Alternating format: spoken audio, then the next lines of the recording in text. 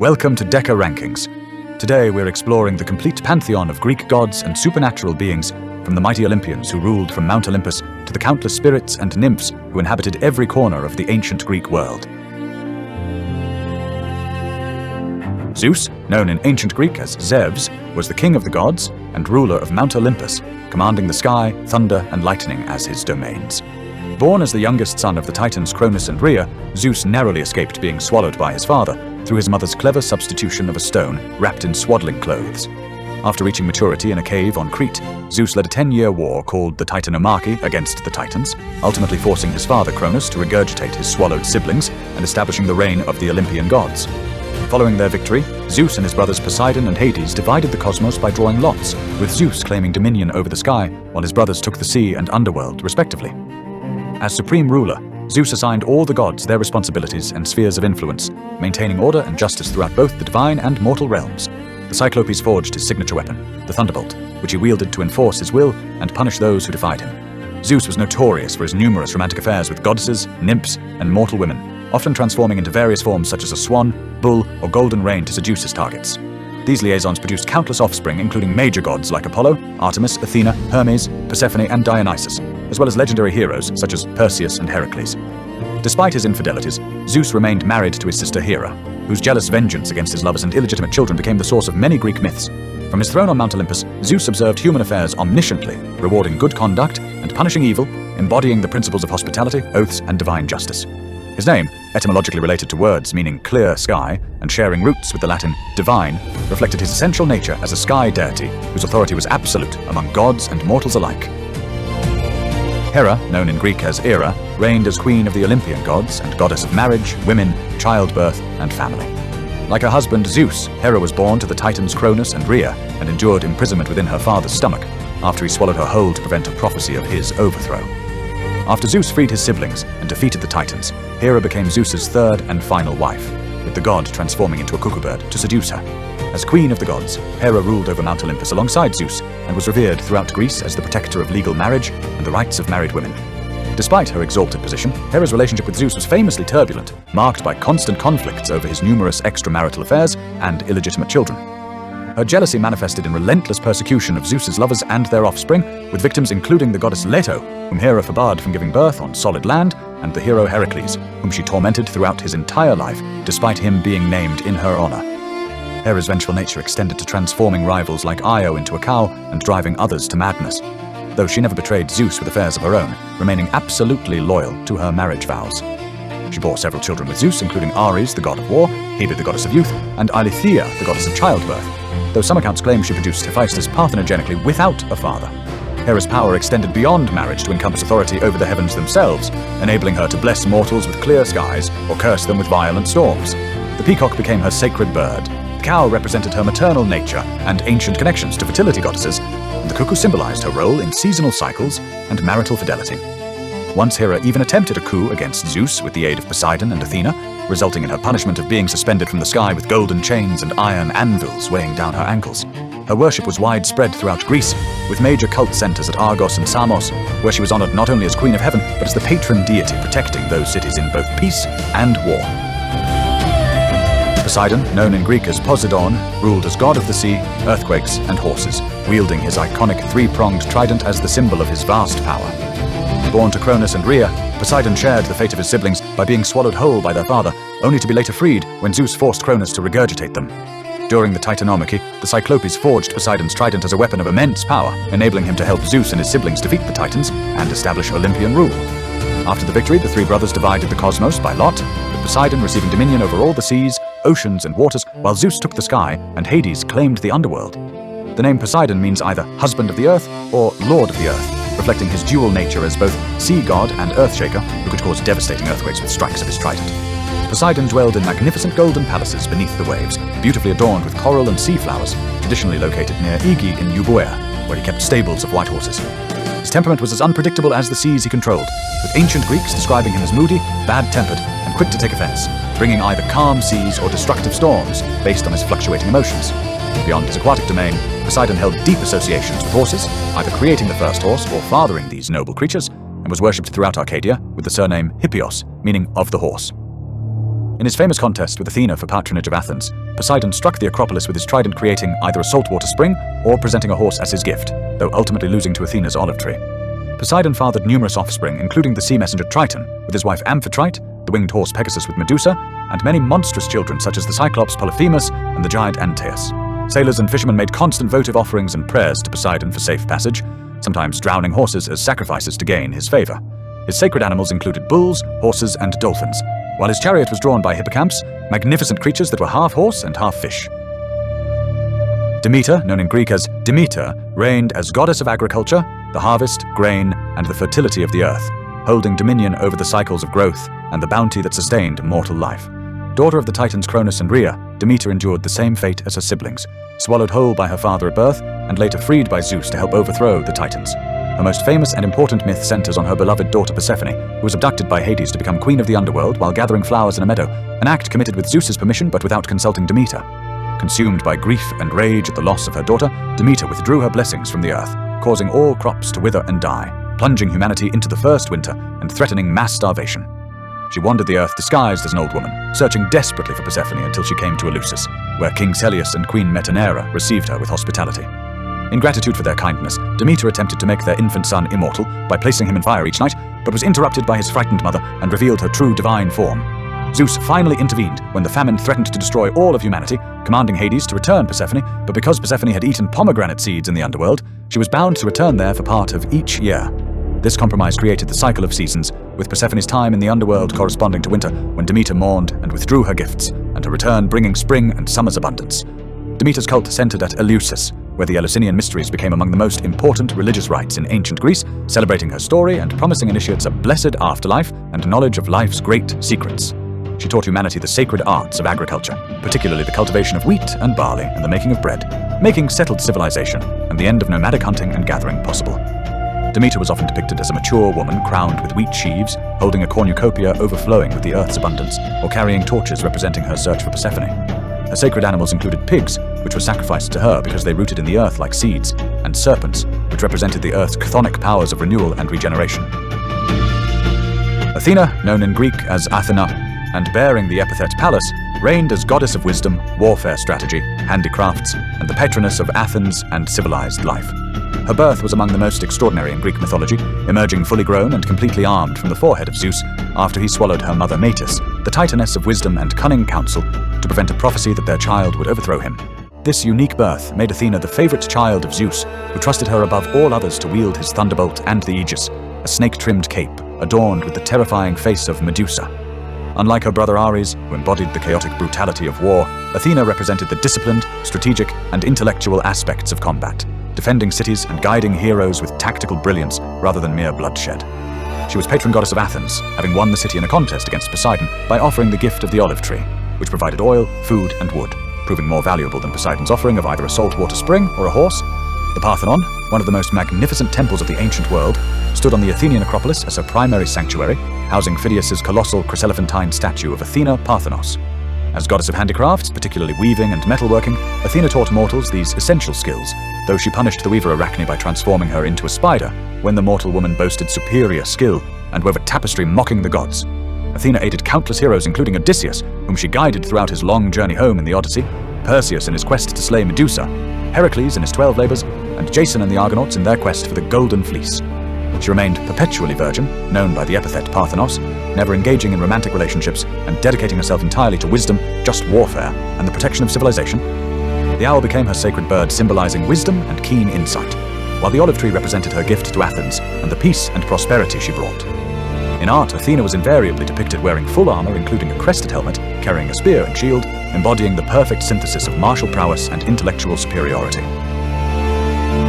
Apollo, known in Greek as Apollon, reigned as god of music, poetry, prophecy, healing, archery, and later became associated with the sun, embodying the Greek ideals of beauty, harmony, order, and intellectual achievement. Son of Zeus and the Titaness Leto, Apollo was twin brother to Artemis, born on the sacred island of Delos after their mother wandered the earth seeking a place to give birth, as Hera in her jealousy had forbidden Leto from delivering on any solid land connected to the earth. Immediately after his birth, Apollo demonstrated his divine power by slaying the monstrous serpent Python that had pursued his mother, establishing his oracle at Delphi on the site where Python had dwelt. His oracle at Delphi became the most famous in all of Greece, where his priestess, the Pythia, seated on a tripod over a chasm breathing sacred vapors, delivered cryptic prophecies that influenced major decisions of war, colonization, and state policy throughout the Greek world. Zeus gifted Apollo a golden chariot drawn by swans, a silver bow and arrows crafted by the Cyclopes, and dominion over prophecy, music, and the arts, making him one of the most powerful and versatile Olympians. As god of music and poetry, Apollo played the golden lyre with such transcendent beauty that even the 9 muses themselves would fall silent to listen in rapture, and he led their divine choir from his seat on Mount Parnassus, where they sang together in perfect harmony. He served as god of healing and medicine, passing this knowledge to his son Asclepius, who would become the greatest healer in Greek mythology, though Apollo could also bring plague and pestilence, shooting invisible arrows of disease from his silver bow when angered or when punishing hubris. His association with the sun came later in Hellenistic times, where he was sometimes identified or conflated with Helios, the Titan sun god, described as driving the sun chariot across the sky each day, bringing light to the world. Apollo epitomized the Greek ideal of male beauty, depicted as eternally youthful, beardless, and perfectly proportioned, excelling at archery, athletic contests, and all pursuits requiring skill and precision. His romantic pursuits were often tragic, as when he loved the nymph Daphne who fled from him and was transformed into a laurel tree by her river godfather, leading Apollo to adopt the laurel as his sacred plant, and wear laurel wreaths as symbols of victory and poetic achievement. Sacred to Apollo were the laurel tree, the dolphin which guided sailors to his oracle, the swan whose grace matched his own, the python's skin which he wore as a trophy, and the tripod which symbolized his prophetic powers. His festivals included the Pythian Games at Delphi, held every 4 years in his honor and featuring athletic, musical, and poetic competitions that rivaled the Olympic Games in prestige and importance throughout the ancient Greek world. Artemis, known in Greek as Artemis, reigned as goddess of the hunt, wilderness, wild animals, virginity, childbirth, and later the moon, embodying the untamed power of nature and fierce independence. Twin sister to Apollo and daughter of Zeus and the Titaness Leto, Artemis was born first on the island of Delos, and immediately assisted her mother in delivering her brother, demonstrating the midwifery skills that would make her protector of women in childbirth, despite her own eternal virginity. From her father Zeus, she requested and received perpetual maidenhood, a silver bow and arrows forged by the Cyclopes that never missed their mark, a pack of hunting dogs swifter than the wind, and a band of nymphs to serve as her eternal companions in the wild. Artemis spent her days and nights roaming the forests, mountains, and wild places of Greece with her retinue of virgin nymphs, hunting with perfect skill and protecting the young of wild animals, even as she hunted their parents. She was fiercely protective of her own chastity and that of her followers, demanding absolute purity from the nymphs who served her, and punishing any violation of this sacred boundary with terrible vengeance. The hunter Actaeon was famously transformed into a stag and torn apart by his own hunting dogs as punishment for accidentally seeing Artemis bathing naked in a forest spring, demonstrating her ruthless defense of her modesty. When the giant Orion either attempted to rape one of her nymphs or boasted he would hunt every animal on Earth, Artemis sent a giant scorpion to kill him, though she mourned him afterward and placed both hunter and scorpion among the stars. She could be both nurturing protector and merciless punisher, defending young animals and women in childbirth while also bringing sudden death to women with her arrows, just as Apollo brought death to men.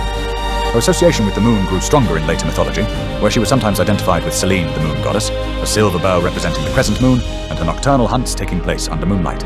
The deer, particularly the doe, became her most sacred animal, though she also had strong associations with bears, as young girls at her sanctuary at Broron performed the Arctia or bear dance before marriage, and with hunting dogs which accompanied her always. Her temple stood in wild and liminal places away from the cities, at the edges of civilization where the tamed world met the wilderness, reflecting her dominion over untamed nature and the boundaries between civilization and the wild. Ares, known in Greek as Ares, embodied war in its most violent, chaotic, and bloodthirsty aspects, representing the brutal carnage and savage destruction of combat that civilized Greeks both feared and reluctantly acknowledged as necessary to their world. Son of Zeus and Hera, and one of the few legitimate children they had together, Ares nevertheless enjoyed little favor from either parent, with Zeus himself declaring in Homer's Iliad that Ares was the most hateful of all the gods due to his love of conflict and slaughter. Unlike his half-sister Athena, who embodied strategic warfare, disciplined combat, and the noble defense of cities, Ares reveled in the chaos and bloodshed of battle itself, taking pleasure in violence for its own sake rather than for any higher purpose.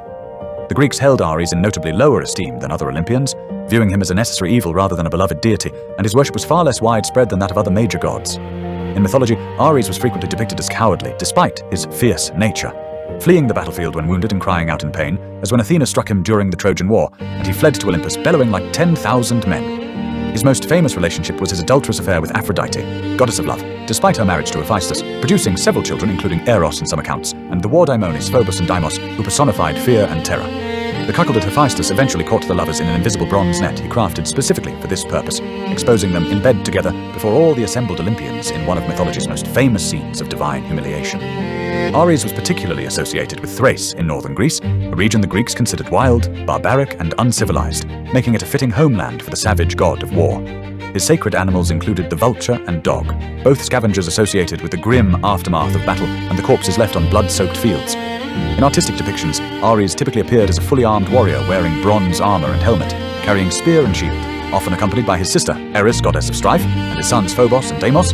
Despite his fearsome nature and association with violence, Ares could be defeated in combat by more skilled or cunning opponents, with Athena famously besting him in battle, the giant Aloadi twins imprisoning him in a bronze jar for 13 months, and even mortal heroes occasionally wounding him when aided by other gods.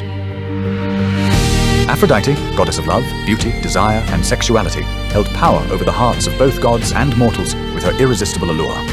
Her origins varied in different accounts, with some describing her as daughter of Zeus and the Titaness Dione, while the more famous version told by Hesiod claimed she arose from sea foam near Cyprus after Cronus castrated his father Uranus and threw his severed genitals into the ocean.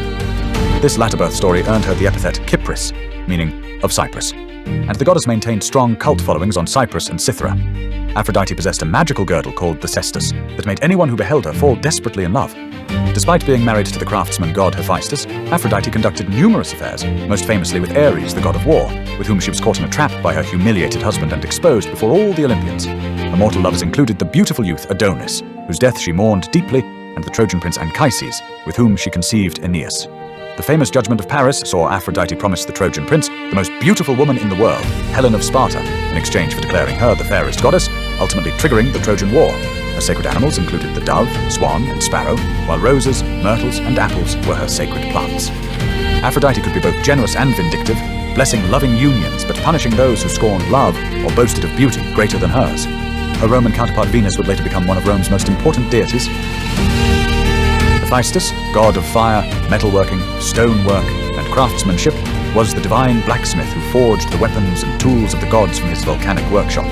Son of Zeus and Hera in most accounts, though some sources claim Hera produced him parthenogenically in retaliation for Zeus birthing Athena from his head alone. Born with a lame leg or deformed foot, Hephaestus was cast from Olympus by Hera, who was ashamed of his appearance, falling for a full day before landing in the ocean, where the sea nymphs Thetis and Eurynome rescued and raised him. In his underwater grotto, Hephaestus learned the arts of metalworking and created magnificent jewelry for his foster mothers, eventually gaining such skill that the gods recalled him to Olympus to serve as their divine craftsman. He forged Zeus's thunderbolts, Poseidon's trident, Athena's armor, Apollo's chariot, and countless other divine artifacts with his assistant Cyclopes in workshops beneath volcanoes. Despite his skill and importance, Hephaestus was the only Olympian god portrayed as ugly and disabled, creating a complex character who overcame physical limitations through intellectual brilliance and artistic mastery. His marriage to Aphrodite was arranged by Zeus, perhaps as compensation for his deformities, but the union was unhappy as Aphrodite conducted her famous affair with Ares, which Hephaestus exposed by crafting an invisible bronze net that trapped the lovers in bed. Among mortals, Hephaestus was beloved as patron of craftsmen, particularly blacksmiths, sculptors, and artisans who honored him for teaching them their trades. His workshops were located wherever volcanoes burned, particularly under Mount Etna in Sicily, and his sacred animals included the donkey and the crane. Hermes, the messenger of the gods, presided over boundaries, travel, commerce, thieves, and communication, serving as psychopomp, who guided souls to the underworld. Son of Zeus and the nymph Maia, Hermes demonstrated his cunning nature from birth, escaping his cradle on his very first day to steal Apollo's sacred cattle, cleverly making the herd walk backwards to confuse their tracks. When Apollo discovered the theft, Hermes appeased him by inventing the lyre from a tortoise shell and strings, creating the first musical instrument, which he traded to Apollo in exchange for forgiveness and the ownership of the cattle. This incident established Hermes as god of cleverness, trickery, and thieves, while his gift of music to Apollo forged a lasting friendship between the brothers. Zeus appointed Hermes as his personal herald and messenger, granting him winged sandals and a winged cap called Petissos that enabled him to fly swiftly between the divine, mortal, and underworld realms. Hermes carried the caduceus, a herald's staff entwined with two serpents that could put people to sleep or wake them, which became his primary symbol. His responsibilities extended to commerce and trade, making him patron of merchants, and he invented weights, measures, numbers, and astronomy according to various myths. As psychopomp, Hermes had the unique role of escorting deceased souls to the underworld, being one of the few Olympians who could freely travel between all realms of existence.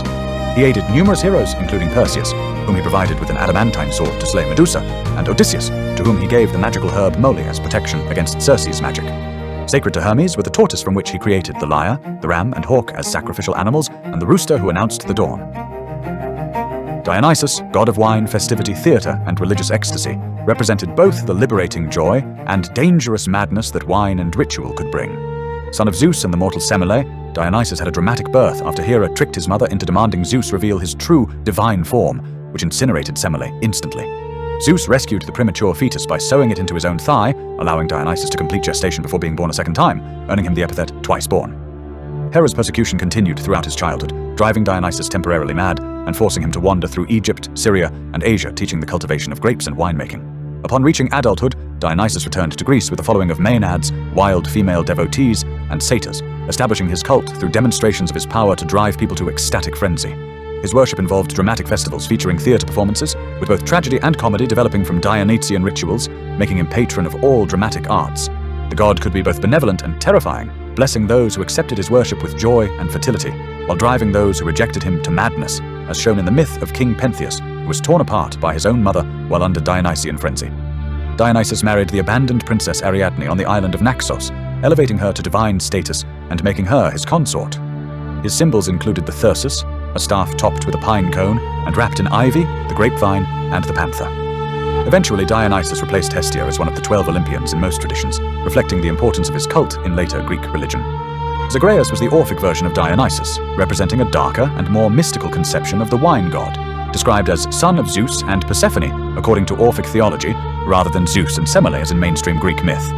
In the Orphic cosmogony, Zeus fathered Zagreus upon Persephone while disguised as a serpent, intending the child to be his heir and eventual successor as king of the cosmos, giving the infant dominion over all creation. The jealous Hera discovered this plan and commanded the Titans to destroy the divine child, and they lured the infant Zagreus away from his guardians with toys, including a mirror, a ball, knucklebones, and a bull roarer. The Titans tore the infant god apart, limb from limb, and devoured his flesh in a terrible feast, consuming all of him except his heart, which was rescued by either Athena or Rhea, depending on the version. Zeus recovered Zagreus' heart, and either swallowed it himself or gave it to Semele to consume, then conceived Dionysus anew, making Dionysus the reborn form of Zagreus and creating the twice-born god. This myth of death, dismemberment, and rebirth was absolutely central to Orphic beliefs about the immortality of the soul, the cycle of reincarnation, and the possibility of escaping the wheel of rebirth through purification, initiation, and proper ritual observance, with Zagreus' suffering and resurrection serving as the theological foundation for Orphic mystery religion. Hestia, goddess of the hearth, home, and domestic life, was the firstborn child of Cronus and Rhea, and thus the first to be swallowed by her father and the last to be regurgitated. She remained a virgin goddess, having been courted by both Poseidon and Apollo, but swore an oath to Zeus to remain forever maiden, in return for which she was granted the honor of receiving the first offering at every sacrifice. Hestia represented the sacred fire burning in every home and city hearth, and her presence ensured the stability and continuity of both family and community. Despite her importance in daily Greek life, she rarely appeared in myths, embodying instead the constant, dependable presence of home and hearth. In most traditions of the 12 Olympians, Hestia eventually yielded her seat to Dionysus, though she remained deeply revered with domestic offerings made to her at every meal. Her symbol was the hearth fire itself, and her Roman equivalent, Vesta, would be served by the famous Vestal virgins who tended Rome's sacred flame.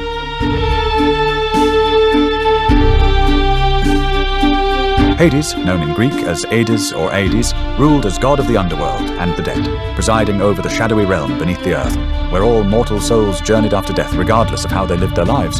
Son of Cronus and Rhea, Hades was among the first swallowed by his fearful father at birth and imprisoned in Cronus' stomach until Zeus freed him and his siblings to join the great war against the Titans. When the cosmos was divided among the three victorious brothers after the Titanomachy, Hades drew the underworld as his domain through the drawing of lots, establishing his dark throne in the depths beneath the earth, while Zeus claimed the sky and Poseidon the seas. Though often feared and viewed with dread by mortals who associated his name with death itself, Hades was not an evil or malicious deity, but rather a stern, just, and implacable ruler who ensured the dead remained in his realm and that the fundamental laws of mortality were upheld without exception. His most famous myth involved the abduction of Persephone, daughter of Demeter and Zeus, whom Hades seized while she gathered flowers and carried to the underworld to become his queen, an act he committed with Zeus's permission, but without consulting either Persephone or her grieving mother. The Cyclopes forged for Hades a helmet of invisibility, the Helm of Darkness, which rendered its wearer completely undetectable, and which Hades used during the war against the Titans, and lent to heroes like Perseus when they required stealth. His realm, also called Hades or the House of Hades, was divided into different regions, including the fiery Tartarus, where the wicked were punished, the pleasant Elysian fields, where heroes and the virtuous dwelt in peace, the Asphodel meadows, where ordinary souls wandered as pale shades, and the entrance area guarded by Cerberus, the three-headed dog. Hades' name became so feared that Greeks often avoided speaking it aloud, preferring euphemistic epithets like Pluton, meaning the wealthy one or the rich one, referring both to the precious metals and gems found beneath the earth and to the countless souls he possessed. Unlike the other Olympians, Hades rarely left his underground kingdom and did not dwell on Mount Olympus with his siblings, making him something of an outsider among the Olympian family, despite his equal power and status as one of the 3 ruling brothers. He was generally depicted as a mature, bearded man resembling Zeus in appearance, seated on a throne and holding a scepter, often with Cerberus at his side and Persephone beside him as queen. Sacred to Hades were the cypress tree associated with mourning and death, the narcissus flower that lured Persephone to her abduction, and the screech owl whose nocturnal cries portended death, while black animals, particularly black rams and cattle, were sacrificed to him in rituals conducted at night. Persephone, known in Greek as Persephone, and also called Kore, meaning maiden, reigned as queen of the underworld and goddess of spring vegetation, embodying the cycle of death and rebirth that governed the changing seasons. Daughter of Zeus and Demeter, Persephone was gathering flowers in a meadow when Hades erupted from a chasm in the earth and abducted her, dragging her down to the underworld to become his bride, in an act arranged by Zeus without consulting either the maiden or her mother.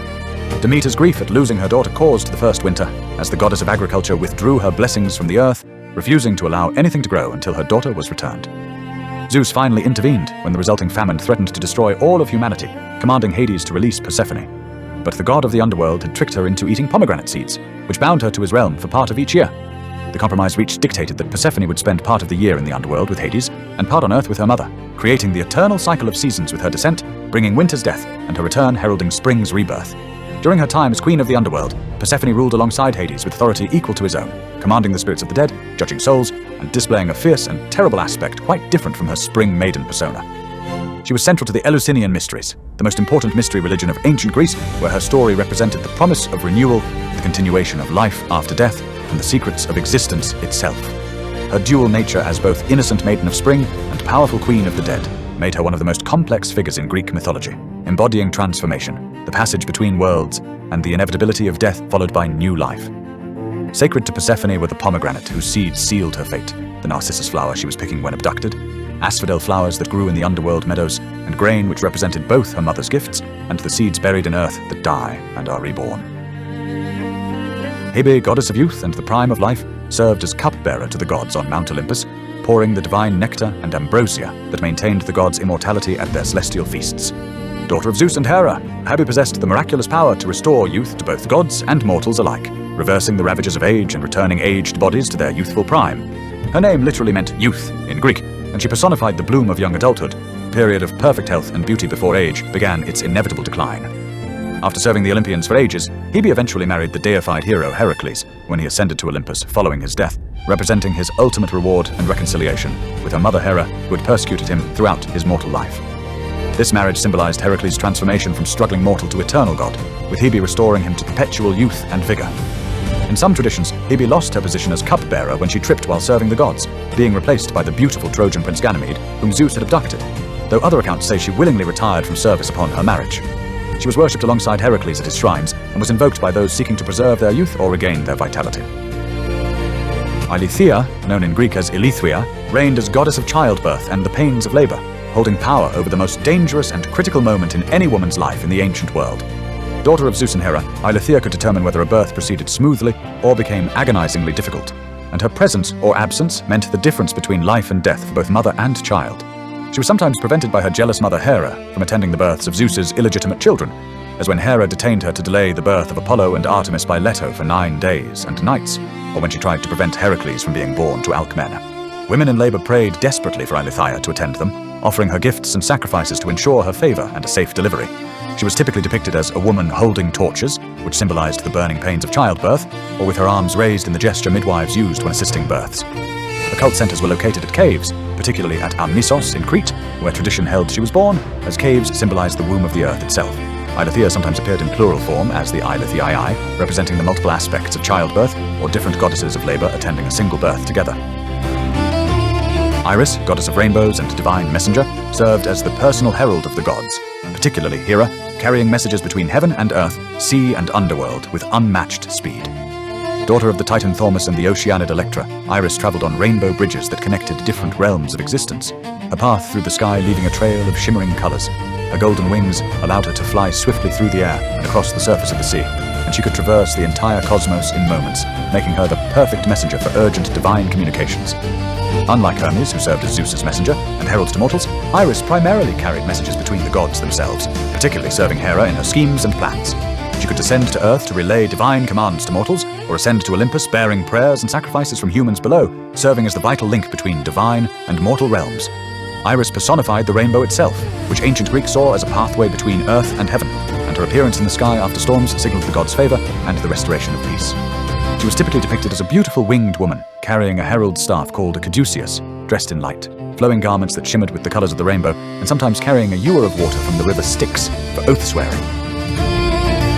Heracles, known in Greek as Bracles and to the Romans as Hercules, achieved divine status as god of strength and heroic endeavor after his death, having been the greatest hero Greece ever produced during his mortal life. Son of Zeus and the mortal woman Alcmene, Heracles endured lifelong persecution from Hera, whose name ironically meant Glory of Hera, as she never forgave him for being proof of Zeus's infidelity. Driven mad by Hera, Heracles killed his own wife and children in his insanity, and as penance was forced to serve King Eurystheus and complete the famous 12 labors, impossible tasks that included slaying the Nemean lion, capturing the Erymanthian boar, cleaning the Augean stables, and fetching Cerberus from the underworld. He possessed superhuman strength from birth, having strangled serpents Hera sent to kill him while still an infant in his cradle, and this strength only grew as he matured into the most powerful mortal who ever lived. Beyond the 12 labors, Heracles participated in the quest for the Golden Fleece with the Argonauts, sacked the city of Troy years before the Trojan War, held up the sky for Atlas, and performed countless other heroic deeds across the known world. His death came when his wife Deianira, tricked by the dying centaur Nessus, gave him a robe she believed was a love charm, but was actually poisoned with the Hydra's blood, causing Heracles unbearable agony until he built his own funeral pyre on Mount Olympus. When the flames consumed his mortal body, Zeus brought his divine essence to Olympus, made him fully immortal as a god, gave him eternal youth by marrying him to Hebe, and finally reconciled him with Hera, who adopted him as her son. As a god, Heracles became patron of athletes, embodiment of strength and perseverance, protector of those who faced seemingly impossible challenges, and was worshipped throughout Greece with temples, festivals, and athletic games in his honor. Eros, god of love, desire, and sexual attraction, represented the fundamental force of passionate longing that drove both procreation and the universe itself toward union and creation. In the oldest cosmological traditions, Eros was among the primordial deities present at creation, emerging from chaos alongside Gaia and Tartarus as one of the first forces to exist, representing the cosmic principle of attraction that brings things together. Later mythology transformed him into the son of Aphrodite and Ares, making him a younger deity who served his mother by shooting arrows that caused irresistible love and desire. With his bow and arrows, Eros could make anyone fall in love, including the most powerful gods, wielding power that none could resist and that transcended reason, duty, or personal will.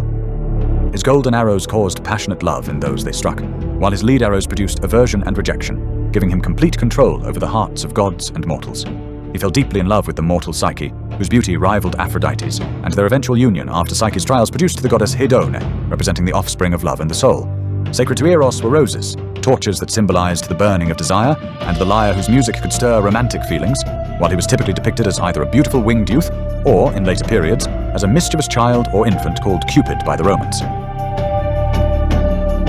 Nike, goddess of victory in both warfare and peaceful competition, personified triumph, success, and the glorious achievement that came from defeating opponents or overcoming challenges. Daughter of the Titan Pallas and the river goddess Styx, Nike fought alongside Zeus during the Titanomachy, earning her permanent place at his side as the divine embodiment of victory. She stood beside Zeus's throne on Olympus, ready to fly forth and bestow victory upon whichever side Zeus favored in any contest, whether athletic competition, artistic rivalry, or military battle. Nike was frequently depicted with large wings that allowed her to fly swiftly to battles and competitions, often carrying a wreath of laurel or palm branch to crown victors, and sometimes holding a herald's staff or trumpet. The most famous representation was the winged victory of Samothrace, a magnificent Hellenistic sculpture showing her alighting on a ship's prow, her garments blown by the wind, commemorating a naval victory. Athletes at the Olympic Games and other pan-Hellenic festivals competed for crowns and wreaths that Nike herself was believed to bestow, making her central to Greek competitive culture. Bia, goddess of force, power, and raw compulsion, represented the overwhelming physical strength and violence necessary to accomplish difficult tasks and enforce the will of the gods. Daughter of the Titan Pallas and the river Styx, Bia served Zeus faithfully alongside her siblings, Nike, Kratos, and Zalus, rewarded for their loyalty during the Titanomachy with permanent positions as Zeus's personal enforcers. She personified force in its purest form, the power to compel obedience and overcome resistance through sheer might, making her essential to carrying out Zeus's will when persuasion failed. Her most famous appearance in myth came when she and Kratos dragged Prometheus to the remote mountain peak, where he was to be chained as punishment for giving fire to humanity. With Bia holding the rebellious Titan, while Hephaestus reluctantly forged his unbreakable bonds.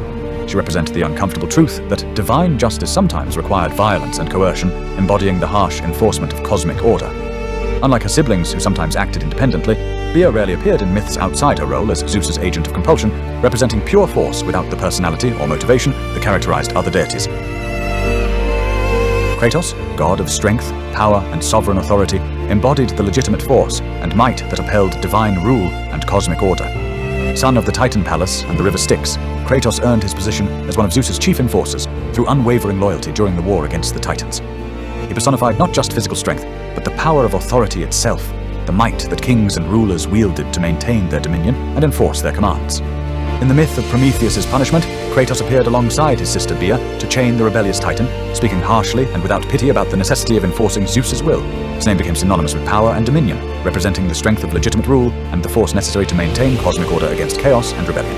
Kratos embodied the Greek understanding that civilization and order required power to enforce justice and prevent anarchy, making him essential to Zeus's reign.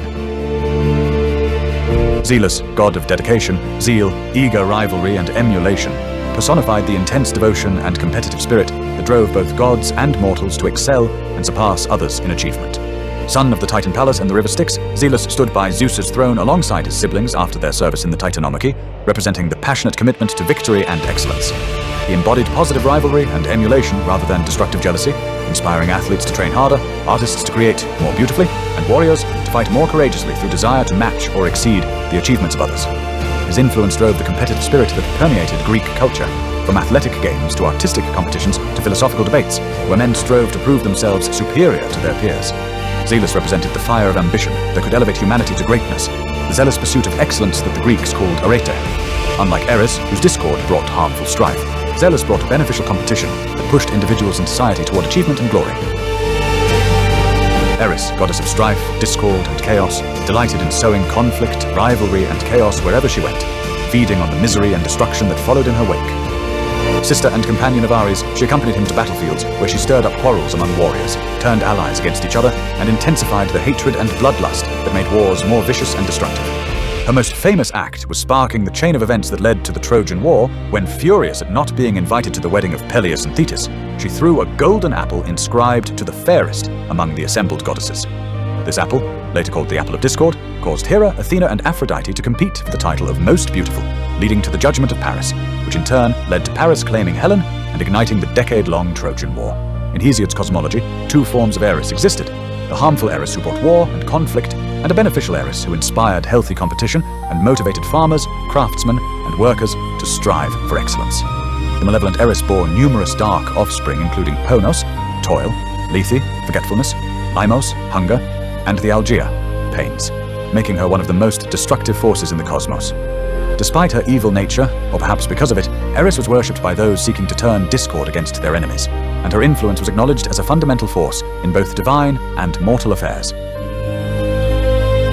Enyo, goddess of war and the destruction of cities, personified the violence, bloodshed, and utter devastation that warfare brought to civilian populations when armies sacked and burned cities. Often depicted covered in blood and gore, wielding weapons and accompanied by war's horrors, Enyo accompanied Ares to battlefields where she orchestrated the death and destruction of entire communities. She represented the terrifying aspect of war that fell upon non-combatants, the sacking of cities where temples were burned, women violated, children enslaved, and entire civilizations erased from the earth. Her name became synonymous with the war cry itself, and soldiers invoked her when storming city walls or preparing to destroy enemy settlements. Some traditions identified her with the Anatolian goddess Ma, a war deity whose ecstatic cult involved frenzied ritual violence and prophecy. Enyo embodied the Greek understanding that war meant not just battles between armies, but total destruction of communities, making her one of the most feared aspects of conflict. She was sometimes confused with Eris due to their similar roles in promoting violence and their close association with Ares, though Enyo specifically represented military destruction, while Eris brought strife of all kinds. Deimos, god of terror and dread, personified the overwhelming, paralyzing fear that seized warriors before and during battle, the horror that could break men's courage and turn disciplined soldiers into fleeing cowards. Son of Ares and Aphrodite, brother to Phobos, Deimos accompanied his father to every war, his terrifying presence spreading panic among enemy ranks and causing even brave warriors to tremble. he embodied the specific terror of impending violence, the dread felt when armies first sight each other across the battlefield, when soldiers heard the war cry of charging enemies, when they realized death was imminent and unavoidable. Deimos worked in concert with his brother, with Phobos causing the initial fear and flight, while Deimos inspired the deeper, soul-crushing terror that haunted men in war's worst moments. His image was painted on shields and temple walls alongside his brother and father, meant to invoke his power against enemies while protecting those who honored him. The Greeks recognized that controlling fear was as important as skill with weapons, and Deimos represented the psychological warfare that could win battles before a single blow was struck. In later times, one of the moons of Mars was named Deimos, fittingly pairing terror with the red planet of war. Phobos, god of fear, flight, and panic, embodied the overwhelming urge to flee that could seize even the bravest warriors, turning heroic stands into chaotic routs and disciplined armies into scattering mobs. Son of Ares and Aphrodite, twin brother to Deimos, Phobos rode into battle alongside his father and brother, his mere presence causing hearts to pound, knees to weaken, and courage to fail. He personified the sudden panic that could sweep through an army like wildfire, making soldiers abandon their posts, throw down their weapons, and run in terror regardless of shame or consequences. Unlike the prolonged dread of Deimos, Phobos brought sudden overwhelming fear that hijacked rational thought and triggered the flight response, making even veteran warriors flee like frightened children. His name became the root of the modern word phobia, reflecting how deeply the Greeks understood fear's power over human behavior. Warriors prayed for protection from Phobos' influence, while simultaneously praying he would afflict their enemies, recognizing that psychological warfare could be as decisive as physical combat. Like his brother, Phobos was honored with a moon of Mars in modern astronomy, forever linking fear with the planet of war. Images of Phobos adorned shields, particularly the shield of Agamemnon, meant to invoke his power against enemies while warding off his influence on the bearer. Harmonia, goddess of harmony, concord, and the peaceful agreement between opposites, represented the reconciliation of conflicting forces and the creation of order from chaos. Daughter of Ares, the god of war, and Aphrodite, the goddess of love, Harmonia embodied the productive synthesis of her parents' contrary natures, bringing together violence and desire, conflict and attraction into harmonious balance. Her marriage to Cadmus, founder of Thebes, was attended by all the gods in a rare showing of complete divine unity, though the cursed necklace she received as a wedding gift would bring tragedy to her descendants for generations. She personified not just peace, but the active work of creating agreement between opposing forces, the difficult compromise that allowed war and love, chaos and order to coexist productively. In philosophy and cosmology, harmonia represented the fundamental principle that the universe functioned through the balance of opposites, that harmony arose not from eliminating conflict, but from bringing opposing forces into productive relationship. Her worship emphasized reconciliation, marital accord, and the creation of peaceful agreements between warring factions or feuding individuals. The Romans identified her with Concordia, making her central to civic religion as the force that prevented destructive civil strife and maintained social cohesion.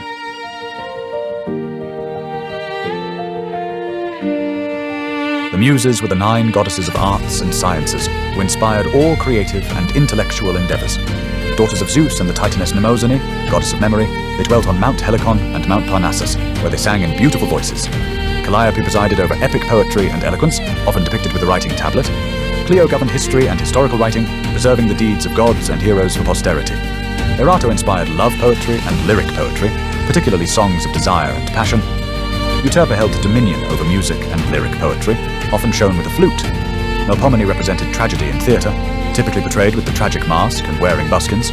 Polyhymnia presided over sacred poetry, hymns, and religious dance, sometimes shown veiled in contemplation. Terpsichore governed dance and choral song, depicted dancing with a lyre. Thalia represented comedy and pastoral poetry, bearing the comic mask and a shepherd's staff. Urania studied astronomy and celestial phenomena, often shown with a celestial globe and compass.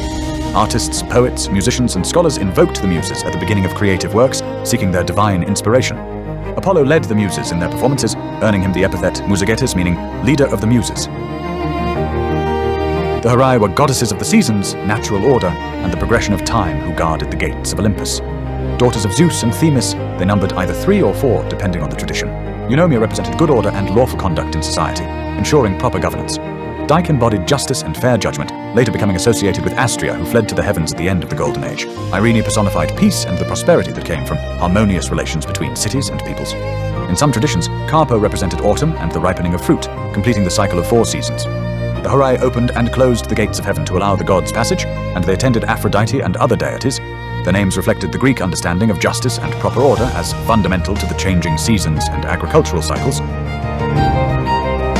The Charites were the 3 goddesses of charm, beauty, and creativity, who attended Aphrodite and brought joy to gods and mortals. Daughters of Zeus and either Eurynome or Hera, they represented the qualities that made life worth living. Aglaia, meaning splendor or brilliance, embodied radiant beauty and adornment, and later became wife to Hephaestus. Euphrosyne represented mirth, merriment, and joyful celebration, bringing laughter and good cheer. Thalia personified festivity, rich banquets, and abundant celebrations, her name meaning to flourish. The Graces danced together in eternal happiness, their movement symbolizing the harmony and grace that should characterize all social interactions. They bestowed beauty, eloquence, and charm upon mortals, and artists often depicted them nude or lightly draped to emphasize their beauty. Their presence made gatherings pleasant and blessed marriages with happiness. The Moirai were the three goddesses who controlled the thread of life for every mortal, and even had power that Zeus himself could not override. Daughters of Nyx in older traditions, or of Zeus and Themis in later accounts, they determined the length and nature of every life from birth to death. Clotho, the spinner, created the thread of life, determining the moment of each person's birth and spinning out the thread of their existence. Lachesis, the allotter, measured the thread and determined how long each life would be and what fate would befall each person during their lifetime. Atropos, the inevitable, cut the thread with her shears, ending each life at its appointed time, and no god or mortal could prevent her final snip. The fates worked together in inexorable harmony, their decisions representing destiny itself, which even Zeus acknowledged as beyond his power to change. They appeared at the birth of each child to decree its destiny, and mortals could only accept their pronouncements, not alter them.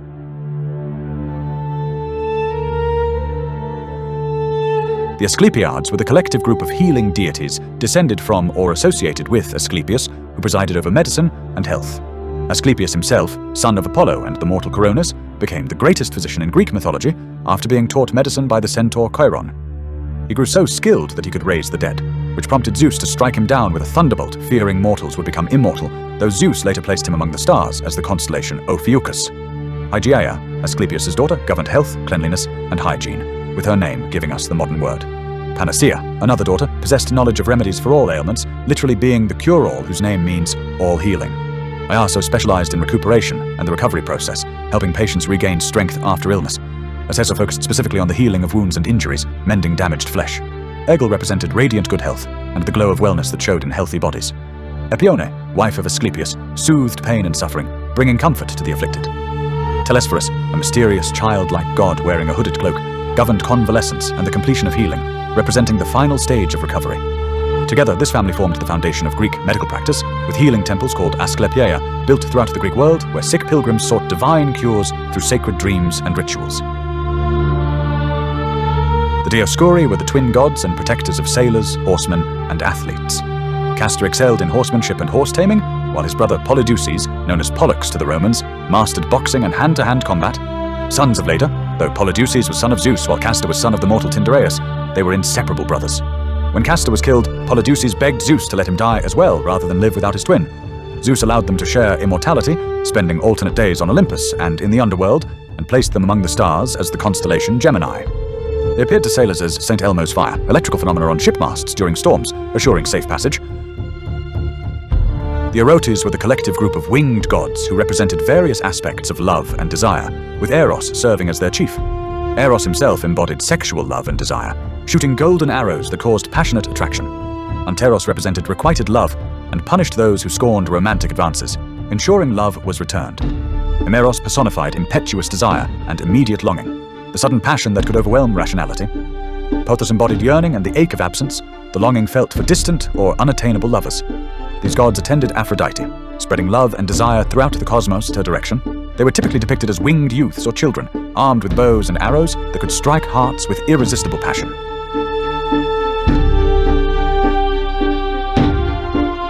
Helios, god of the sun, drove his golden chariot pulled by 4 fire-breathing horses across the sky each day, bringing light to gods and mortals. Son of the titans Hyperion and Theia, Helios was all-seeing, witnessing everything that occurred under the sun's light, making him valuable as a witness to oaths and crimes.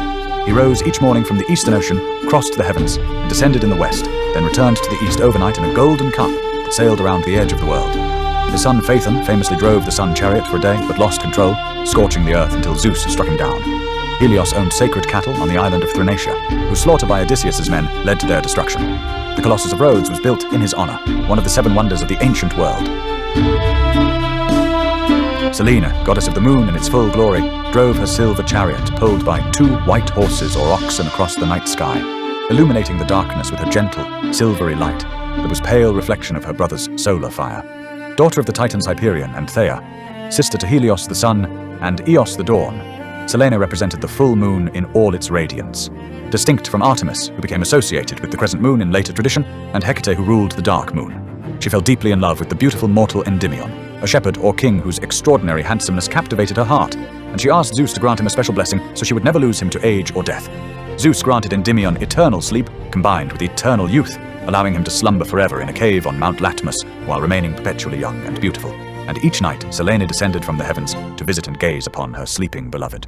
She bore Endymion 50 daughters during these nocturnal visits, who represented the 50 lunar months of the Olympic cycle, though he remained eternally asleep throughout their conception and never woke to know his divine lover or his many children.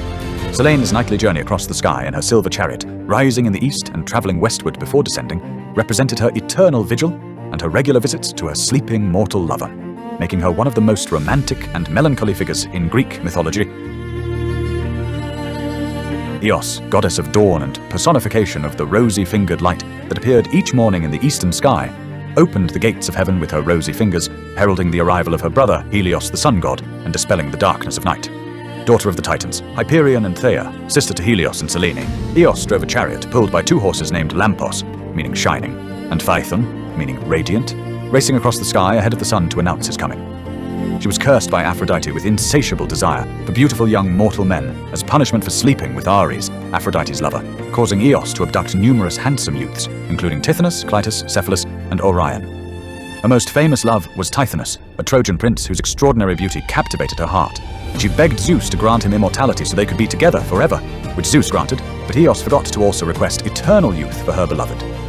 As the centuries passed, Tithonus grew older and older, becoming ever more withered and decrepit while unable to die, until finally Eos took pity and transformed him into a cicada, whose endless chirping represented his ceaseless pleas for death's release. Each morning, the dew that covered the earth was said to be Eos's tears shed for her lost youth and her aging, immortal husband, representing both the beauty and the tragedy of dawn that brought light, but also revealed the harsh realities that darkness had hidden.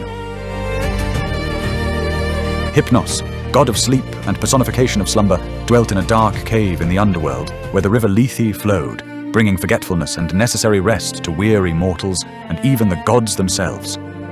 Son of Nyx, the primordial night goddess and twin brother to Thanatos, Hypnos possessed power so great that he could lull even Zeus himself to sleep. As he did when Hera asked him to help her deceive the king of gods during the Trojan War, his gentle touch brought necessary rest and dreams to all living beings, making him essential to mortal existence as creatures required sleep to survive and rejuvenate. Hypnos dwelled in a cave surrounded by poppies and other sleep-inducing plants, and from this realm he sent his sons, the Oneiroi, the dream gods, to visit sleeping mortals. The god of sleep was typically depicted as a young man, with wings on his shoulders or temples, carrying either a poppy stem or a small horn from which sleep-inducing liquid flowed. Hypnos married Pasithea, one of the younger Charites, whom Hera promised him as a bride in exchange for his assistance in putting Zeus to sleep, and together they had the Oneiroi and other spirits associated with dreams and rest. Thanatos, god of death itself, and the personification of mortality, was the ending of life made divine, the moment when breath ceased and souls departed from bodies to journey to the Underworld. Twin brother of Hypnos, the god of sleep, Thanatos carried souls to the Underworld after they died, cutting short the thread of life at its appointed end when the Moirai decreed. Unlike Hades, who ruled over the dead in their afterlife realm, Thanatos was death incarnate, the inevitable and inescapable moment of transition from life to death that awaited every mortal creature. In mythology, the hero Sisyphus once managed to chain Thanatos, preventing all death in the world until Ares freed the god so that men could die in battle once more. Thanatos was typically portrayed as a black-robed and winged figure carrying an inverted torch, symbolizing the extinguishing of life, or wielding a sword to sever the bonds between soul and body. Though feared as the bringer of death's final touch, Thanatos was not cruel or evil, but simply performed his inevitable function, representing the natural end that came to all living things. Morpheus, god of dreams and the chief of the Oneiroi, could take any human form in dreams, and was particularly skilled at perfectly mimicking the appearance and mannerisms of loved ones, making his dream sendings seem utterly real to sleeping mortals. Son of Hypnos, the god of sleep, and brother to Phobetor, who sent nightmares, and Phantasos, who created surreal visions, Morpheus specialized in creating dreams featuring human figures that appeared so lifelike that dreamers believed they were truly seeing their friends, family, or enemies. He sent prophetic dreams and divine visions to mortals, sometimes at the command of the gods who wished to communicate with humans, delivering messages through the convincing human forms he crafted in sleep. His name derives from the Greek word morphe, meaning form or shape, reflecting his unparalleled shape-shifting abilities that allowed him to impersonate anyone perfectly in the realm of dreams. Morpheus could pass through the Gates of Horn, which allowed true prophetic dreams to reach mortals, or the Gates of Ivory, through which false and meaningless dreams emerged. The modern term morphing derives from his name, as the drug induces sleep and dreams, while Morpheus's arms became a poetic reference to falling into deep, dream-filled slumber. Nemesis, goddess of retribution, divine vengeance, and the righteous indignation of the gods, ensured that mortals received appropriate punishment for hubris, crimes, and undeserved good fortune, maintaining cosmic balance and justice. Daughter of Nyx, the primordial night, Nemesis pursued those who grew too arrogant, too fortunate, or believed they could escape divine oversight, cutting down the proud and redistributing excessive prosperity. She personified the Greek concept that excessive good fortune would inevitably be balanced by misfortune, that pride preceded a fall, and that mortals who overstepped proper bounds would face divine correction. Nemesis carried various implements of punishment, including a sword, scales for measuring just deserts, a whip or scourge, and a wheel representing the turning of fortune. The most famous myth involved Zeus pursuing her, with Nemesis fleeing through various transformations, until Zeus, transformed as a swan, finally caught her when she became a goose, resulting in her laying the egg from which Helen of Troy hatched. She represented not cruel punishment, but righteous retribution that restored balance and humbled those who threatened the natural order through excessive pride or unearned prosperity. Tyche, goddess of fortune, luck, and chance, controlled the prosperity and downfall of entire cities and individuals, her influence determining success or failure in ways that seemed random, yet somehow fated. Daughter of either Oceanus and Tethys or Zeus and Thetis, depending on the account, Tyche held dominion over fate in its most unpredictable aspects, governing the accidents and coincidences that could make or break lives. Her wheel of fortune constantly turned, raising some to heights of wealth and power, while casting others down to poverty and ruin, illustrating the capricious nature of luck that could change in an instant. She could be capricious and unpredictable, embodying the randomness of fate and chance that made some born to wealth, while others suffered poverty despite equal merit. Each city had its own Tyche who determined its fortunes, and these civic Tychi were worshipped extensively as city guardians, often depicted wearing a mural crown representing city walls. She was typically portrayed holding a cornucopia representing the gifts she could bestow, a rudder symbolizing her steering of human affairs, and standing on a wheel to represent fortune's constant turning. Agon, god of contest, competition, and athletic struggle, presided over every form of rivalry from athletic games to legal disputes, embodying the competitive spirit that drove Greek culture. He represented the organized competitions that characterized Greek life, from the Olympic Games to dramatic festivals to debates in the assembly, making rivalry productive rather than destructive. His presence ensured fair competition by establishing rules and standards, inspiring athletes, poets, and orators to achieve their greatest performances. Agon embodied the Greek belief that excellence emerged through competition, that men proved their worth by testing themselves against worthy opponents in structured contests. He was honored at athletic festivals, where competitors swore oaths before his altars, invoking him to ensure fair play and to inspire peak performance. Agon distinguished himself from Eris, whose strife brought chaos and harm, instead channeling competitive impulses into culturally valued achievements that brought glory to victors and inspired others to excellence. Alastor, god of family feuds, blood vengeance, and inherited guilt, personified the curse of violence passed between generations when families became trapped in cycles of revenge and counter-revenge. He ensured that crimes against family members were avenged across generations, pursuing blood debt through entire family lines until justice was satisfied or the bloodline ended. His name meant Avenger or Tormentor, and he represented the relentless pursuit of vengeance that characterized interfamilial conflicts in Greek society, where family honor demanded retribution for wrongs. Alastor embodied the inherited curses that plagued famous families like the House of Atreus, where violence bred more violence through successive generations until divine intervention or total destruction ended the cycle. He personified familial obligation to avenge wrongs, but also the destructive trap of vendetta where each act of vengeance demanded counter-vengeance in endless succession. Poets invoked Alastor when describing the terrible weight of inherited guilt and the seemingly inescapable fate of cursed bloodlines doomed to destroy themselves through internecine violence. Keres, also called Kairos, was the god of opportunity, timing, and the fleeting moment that must be seized immediately or lost forever, representing the critical instant when action could change fate. He personified the concept of kairos, the right or opportune moment for action, as opposed to chronos, the simple passage of time, embodying the wisdom of knowing when to act. Keres was depicted as a youth with wings on his feet for speed, a single lock of hair falling over his forehead that had to be grasped as he approached, while the back of his head was completely bald, meaning once he passed, opportunity could not be recaptured from behind. He carried a razor's edge or scales balanced on a razor, symbolizing the precise balance of the critical moment when opportunity hung in perfect equilibrium between success and failure.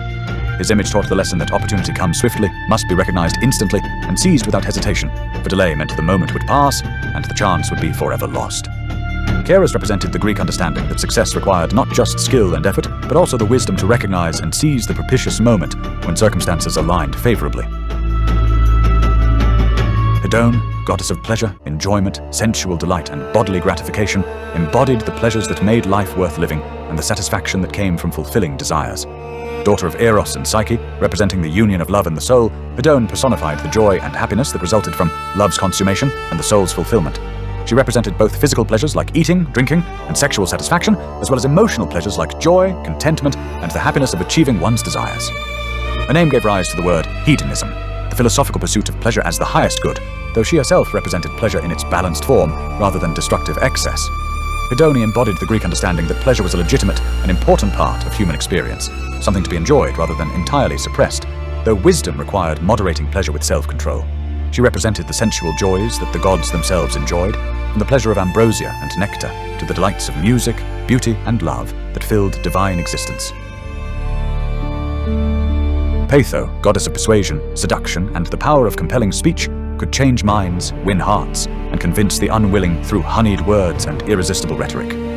She attended Aphrodite constantly, using charm, eloquence, and subtle manipulation to convince mortals to yield to desire, making her essential to successful seduction and romantic conquests. Her power over speech and persuasion made her central to both romance and politics, as orators invoked her when trying to sway assemblies, lawyers called upon her in legal arguments, and diplomats sought her aid in negotiations. Peitho represented the Greek understanding that persuasion was more elegant and effective than force, that skilled rhetoric could accomplish what violence could not, making her power rival that of gods who relied on might. She was particularly important in Athenian democracy, where political success depended on persuading citizen assemblies, making Peitho a civic deity representing the power of democratic debate. Unlike deception or trickery, Peitho's persuasion worked through genuine eloquence and compelling argument, representing the legitimate power of speech to change minds and move hearts through reason and rhetoric combined with charm. Dione was an ancient titaness and goddess whose role and significance varied considerably across different traditions and regions of the Greek world. At the ancient oracle of Dodona in Epirus, one of Greece's oldest oracular sites, Dione was worshipped as the consort to Zeus, predating Hera in this role, and in some Homeric accounts she was identified as the mother of Aphrodite, rather than the seafoam birth described by Hesiod. As a titaness and Oceanid, daughter of either Oceanus and Tethys or Uranus and Gaia depending on the tradition, Dione represented the divine feminine principle and primordial goddess power. Her name was essentially the feminine form of Zeus, meaning divine one or goddess, suggesting she may have been an early supreme goddess whose worship predated the organized Olympian hierarchy.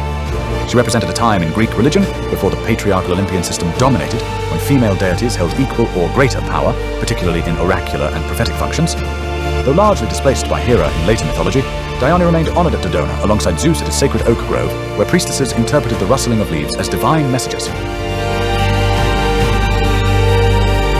Ganymede, the divine cupbearer of Olympus, was originally a beautiful Trojan prince, son of King Tros, whose extraordinary beauty caught the eye of Zeus himself, who desired the youth for Olympus. Zeus transformed himself into a magnificent eagle, or sent his eagle to abduct the young prince from Mount Ida, where he tended his father's flocks, carrying him to Olympus to serve the gods as cupbearer in place of Hebe. The abduction caused his father great grief until Zeus, to compensate for stealing their prince, gave the Trojans a pair of divine horses so magnificent they became prized possessions of the Trojan royal line. Ganymede's role as cupbearer meant he poured the divine nectar and ambrosia at the feasts of the gods, a position of great honor and intimacy with the Olympians, particularly Zeus, who had selected him.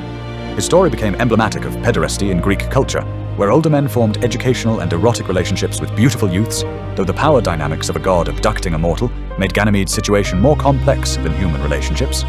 Eventually Zeus immortalized Ganymede, granting him eternal youth and beauty, and placed him among the stars as the constellation Aquarius, the water-bearer, where he pours water eternally across the heavens.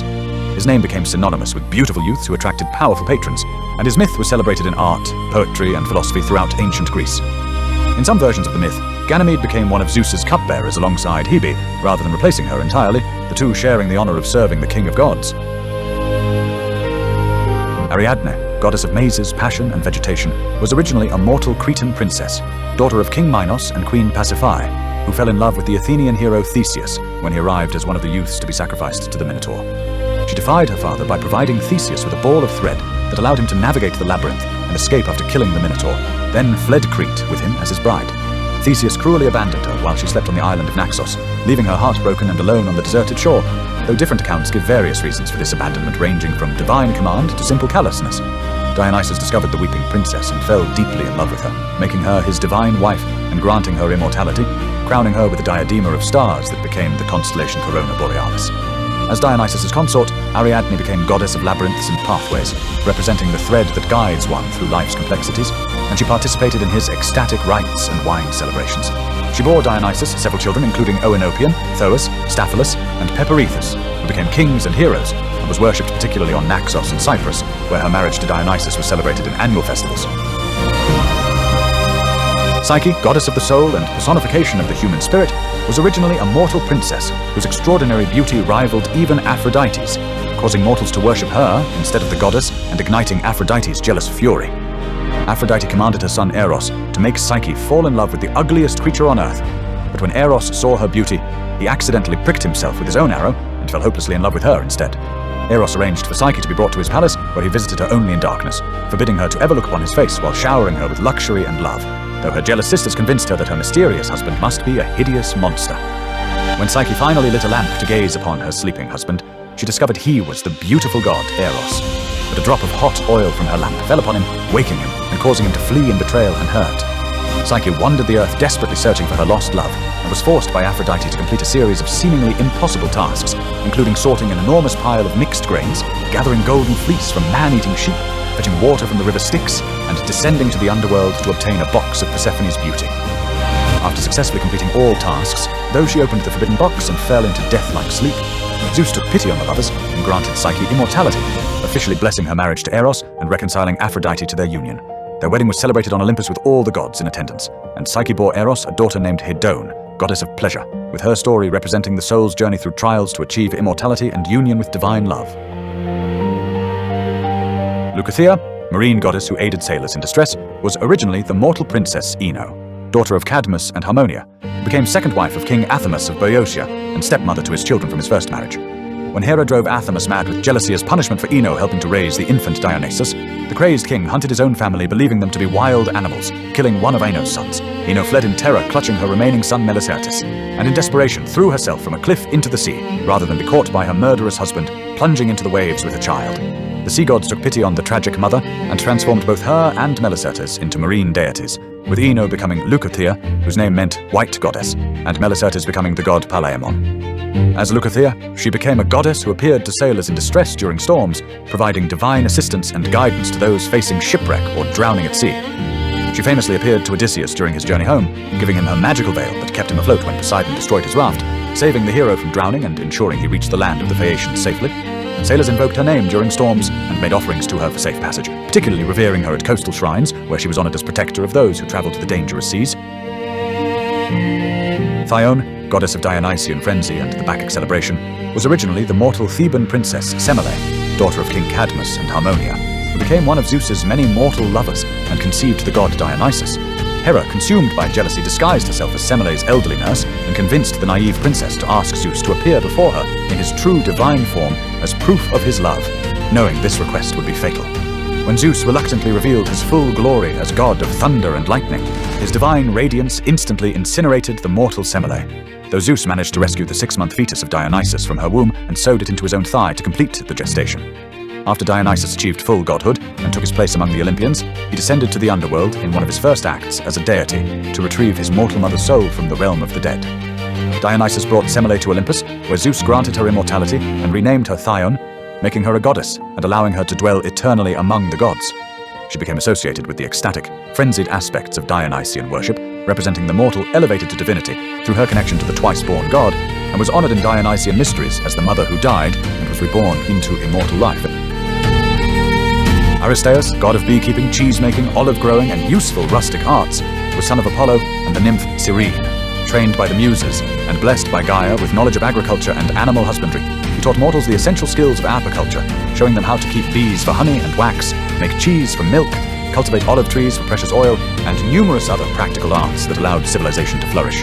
His most famous myth involved inadvertently causing the death of Eurydice, wife of Orpheus, when she fled from his unwanted advances and stepped on a poisonous serpent that killed her, leading to tragic consequences.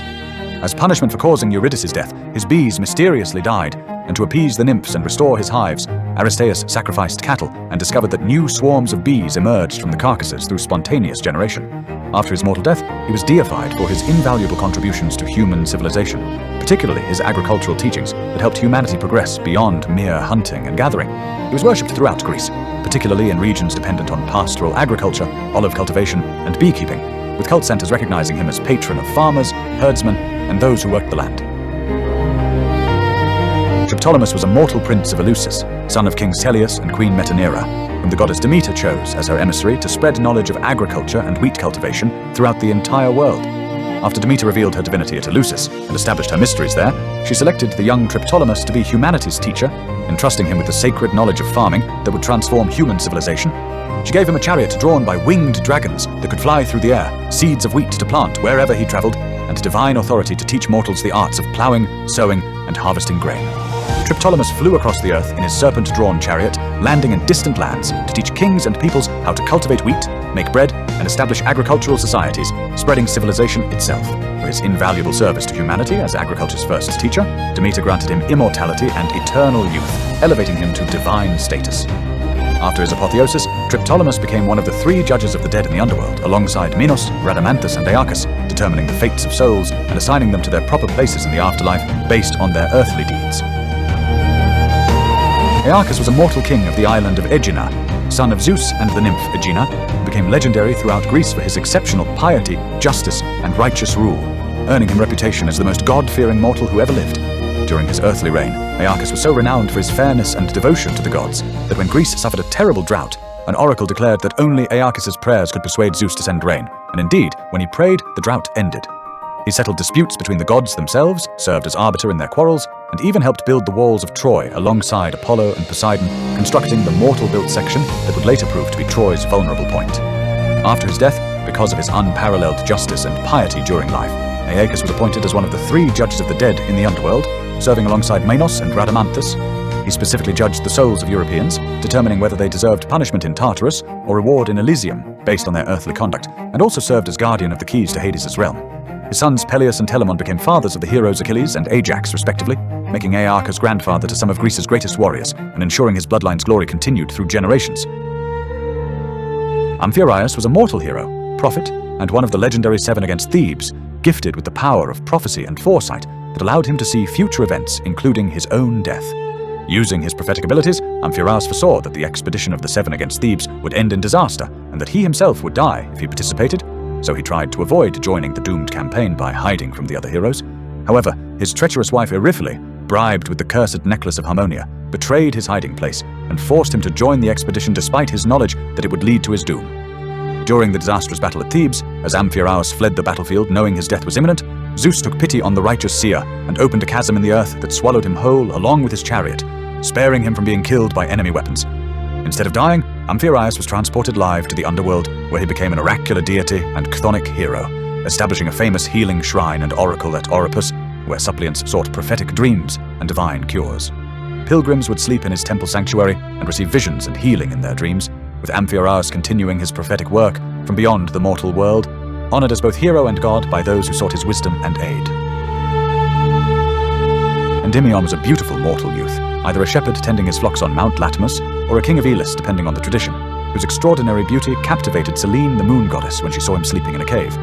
Selene fell so deeply in love with the handsome mortal that she visited him every night, descending from the heavens to gaze upon him and lie beside him as he slept, bearing him 50 daughters who represented the 50 lunar months of the Olympic cycle. Unable to bear the thought of losing her beloved to age and death, Selene asked Zeus to grant Endymion a special blessing that would preserve his beauty forever, and Zeus offered him a choice of his own fate. Endymion chose eternal sleep combined with eternal youth and immortality, allowing him to remain forever young and beautiful, sleeping peacefully in his cave, while Selene visited him nightly to admire his unchanging beauty. In some versions, Zeus granted this eternal slumber directly, while in others Endymion was punished with endless sleep for daring to fall in love with Hera. But in all versions he remained forever asleep in his cave on Mount Olympus. His eternal sleep became a symbol of the peaceful, deathless rest between life and death, and his myth represented the moon's, Selene's, nightly journey across the sky as her visitation to her sleeping beloved, making Endymion one of the most romantic figures in Greek mythology, despite his perpetual unconsciousness.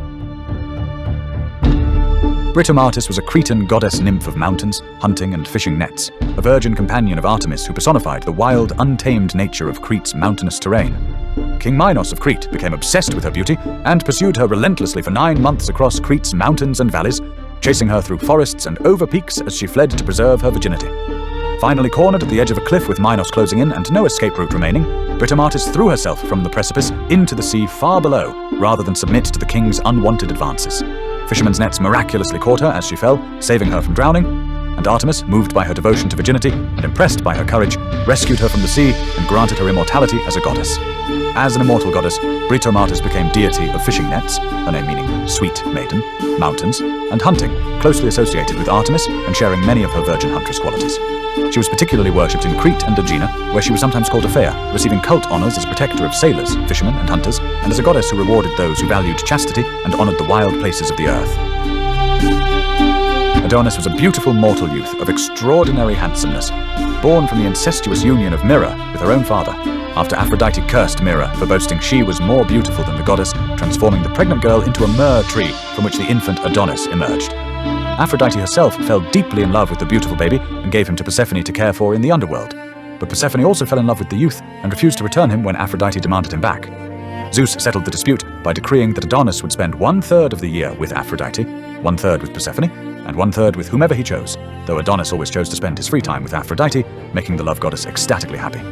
Tragedy struck when Adonis, who loved hunting despite Aphrodite's warnings, was gored by a wild boar during a hunt, either sent by the jealous Ares or by Artemis, and died in Aphrodite's arms as she rushed to save him. From his spilled blood, Aphrodite caused anemone flowers to bloom, while some traditions say she convinced Zeus to allow Adonis to spend part of each year returning from the underworld to be with her. As a deity, Adonis became god of beauty, desire, and vegetation that dies and returns with the seasons, his death and resurrection symbolizing the annual cycle of plant life, and his cult involved women mourning his death in spring and celebrating his return. His worship was particularly strong in Cyprus and the Near East, where gardens of Adonis were planted and then allowed to wither, representing his death, with his story embodying the Greek fascination with dying and rising gods and the cycles of nature.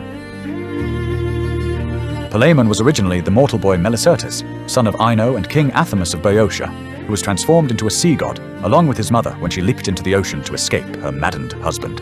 As Ino clutched the child and jumped from the cliff, both mother and son plunged into the sea, where the gods took pity on them and granted them divine immortality, transforming Ino into the goddess Leucothea and the child into the god Palemon. Dolphins, sacred to Poseidon, were said to have carried the boy's body to the shore of the Corinthian Isthmus, where it was discovered and given proper funeral rites by his uncle Sisyphus. As the god Palemon, he became a protector of sailors and harbours, particularly associated with the Isthmian Games, which were established in his honour at Corinth, making him central to one of the 4 major pan-Hellenic athletic festivals. Sailors invoked Palemon for safe harbour and protection from storms, and dolphins remained sacred to him throughout his cult worship, representing the creatures that had shown him kindness in death. His sanctuary at the Isthmus of Corinth became an important religious site, where athletes and sailors alike made offerings to the boy god, who protected those who travelled by sea and competed in the games held in his name. Glaucus was originally a mortal fisherman from Anthedon in Boeotia, who became a sea god after eating a magical herb that granted him immortality and transformed his body into that of a merman. He discovered the miraculous grass when he noticed that fish he placed on it came back to life and leaped back into the sea. And curious about its properties, he tasted it himself and immediately felt an overwhelming desire to dive into the ocean. Once in the water, the sea gods Oceanus and Tethys welcomed him and transformed him completely, giving him a fishtail from the waist down, making his skin take on a blue-green hue, and causing his hair and beard to grow long and wild like seaweed. As a sea deity, Glaucus gained prophetic powers and knowledge of the ocean's mysteries, becoming one of the minor marine gods who aided sailors, and shared his oracular knowledge with those who sought him. He fell in love with several sea nymphs, including Scylla, whom he pursued desperately, though the sorceress Circe, herself in love with Glaucus, transformed Scylla into a monster out of jealousy when the nymph rejected him. Glaucus became particularly associated with fishermen and sailors who honored him as one of their own, who had ascended to divinity, representing the mysterious transformation that the sea could work upon those who ventured into its depths.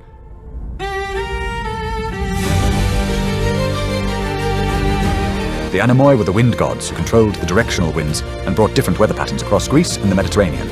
Sons of the dawn goddess Eos and the titan Astraeus, they dwelt in palaces in the 4 corners of the earth, or in a cave on the island of Aeolia. Boreas, the north wind, was the fierce and cold wind of winter, depicted as an old man with shaggy hair and beard, often carrying a conch shell.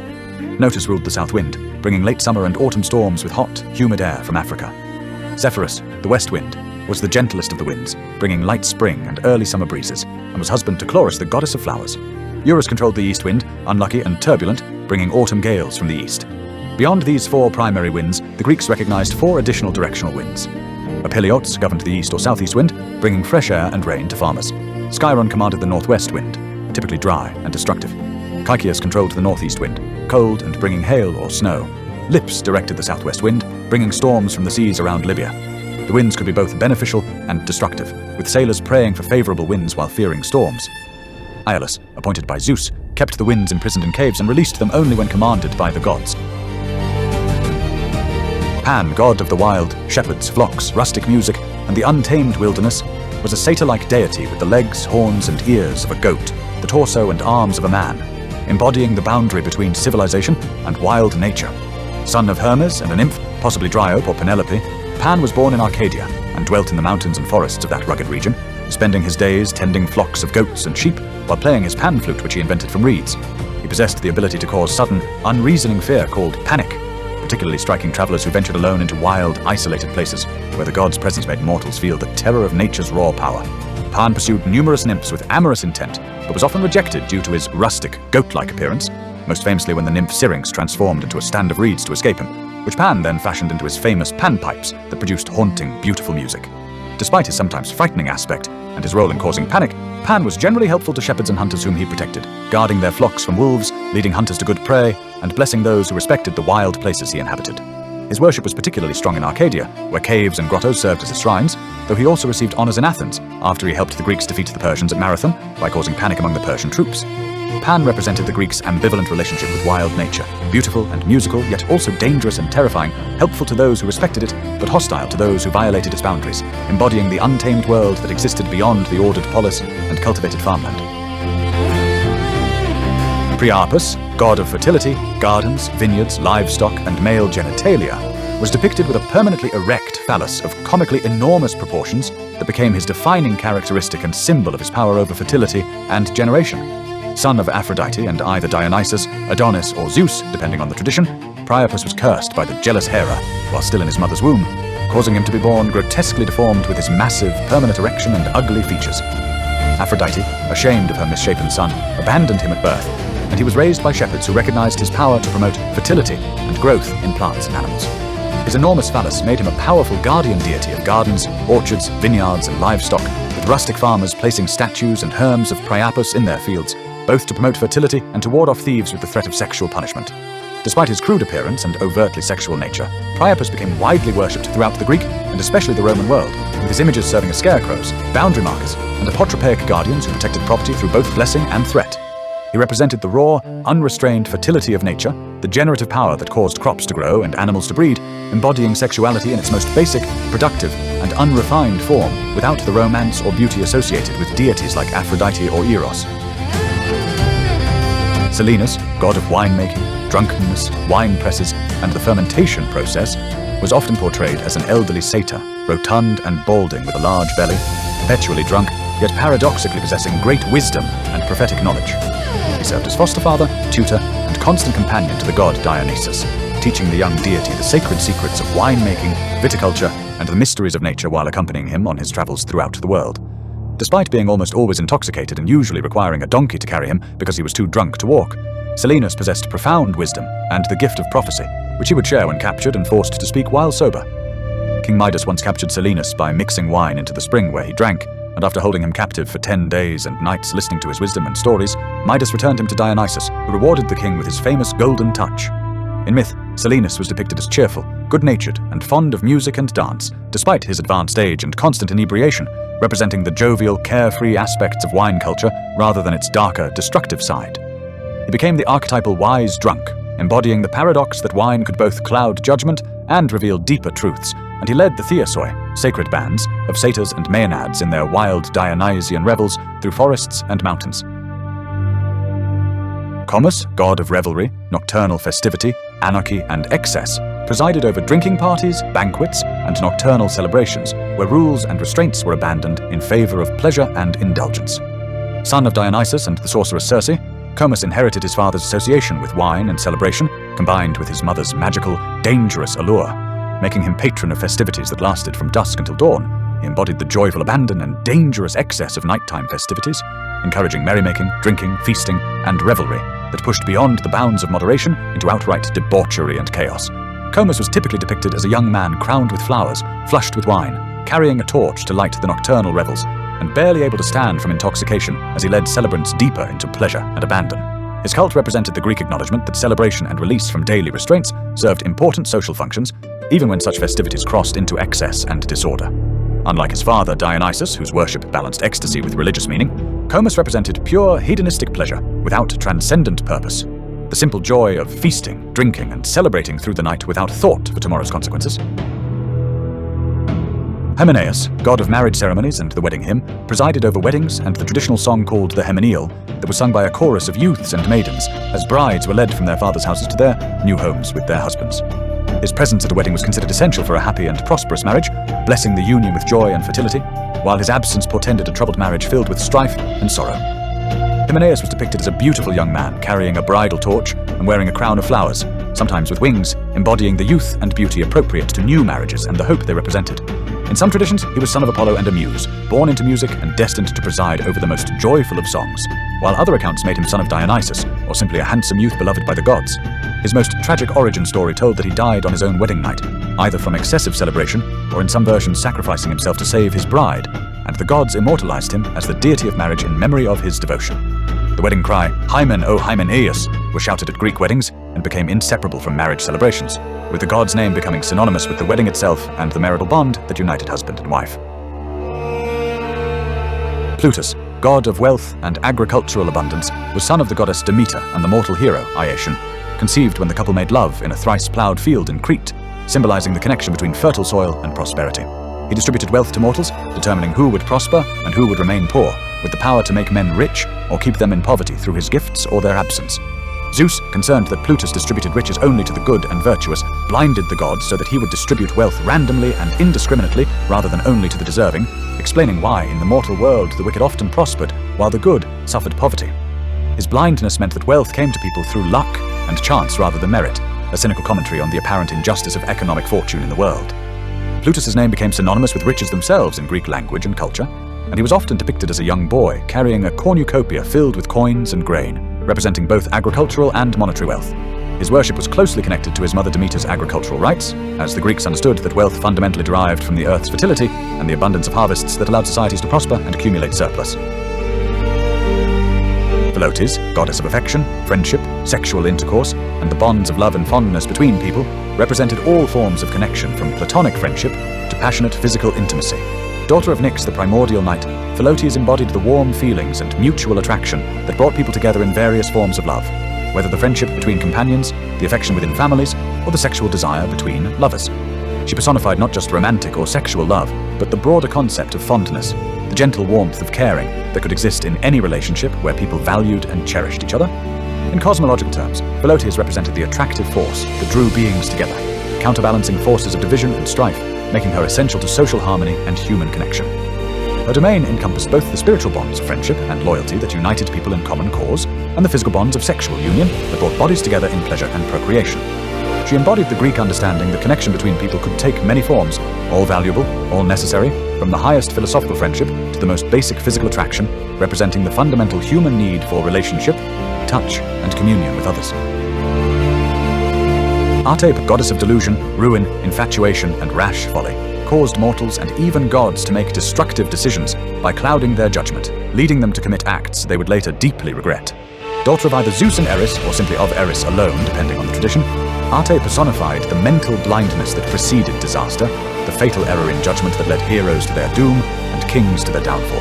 Zeus himself fell victim to Ate's influence when she caused him to make a rash oath that resulted in Heracles serving Eurystheus, and in his rage at being deceived, Zeus grabbed Ate by her hair and hurled her from Olympus, casting her down to earth where she would walk among mortals forever.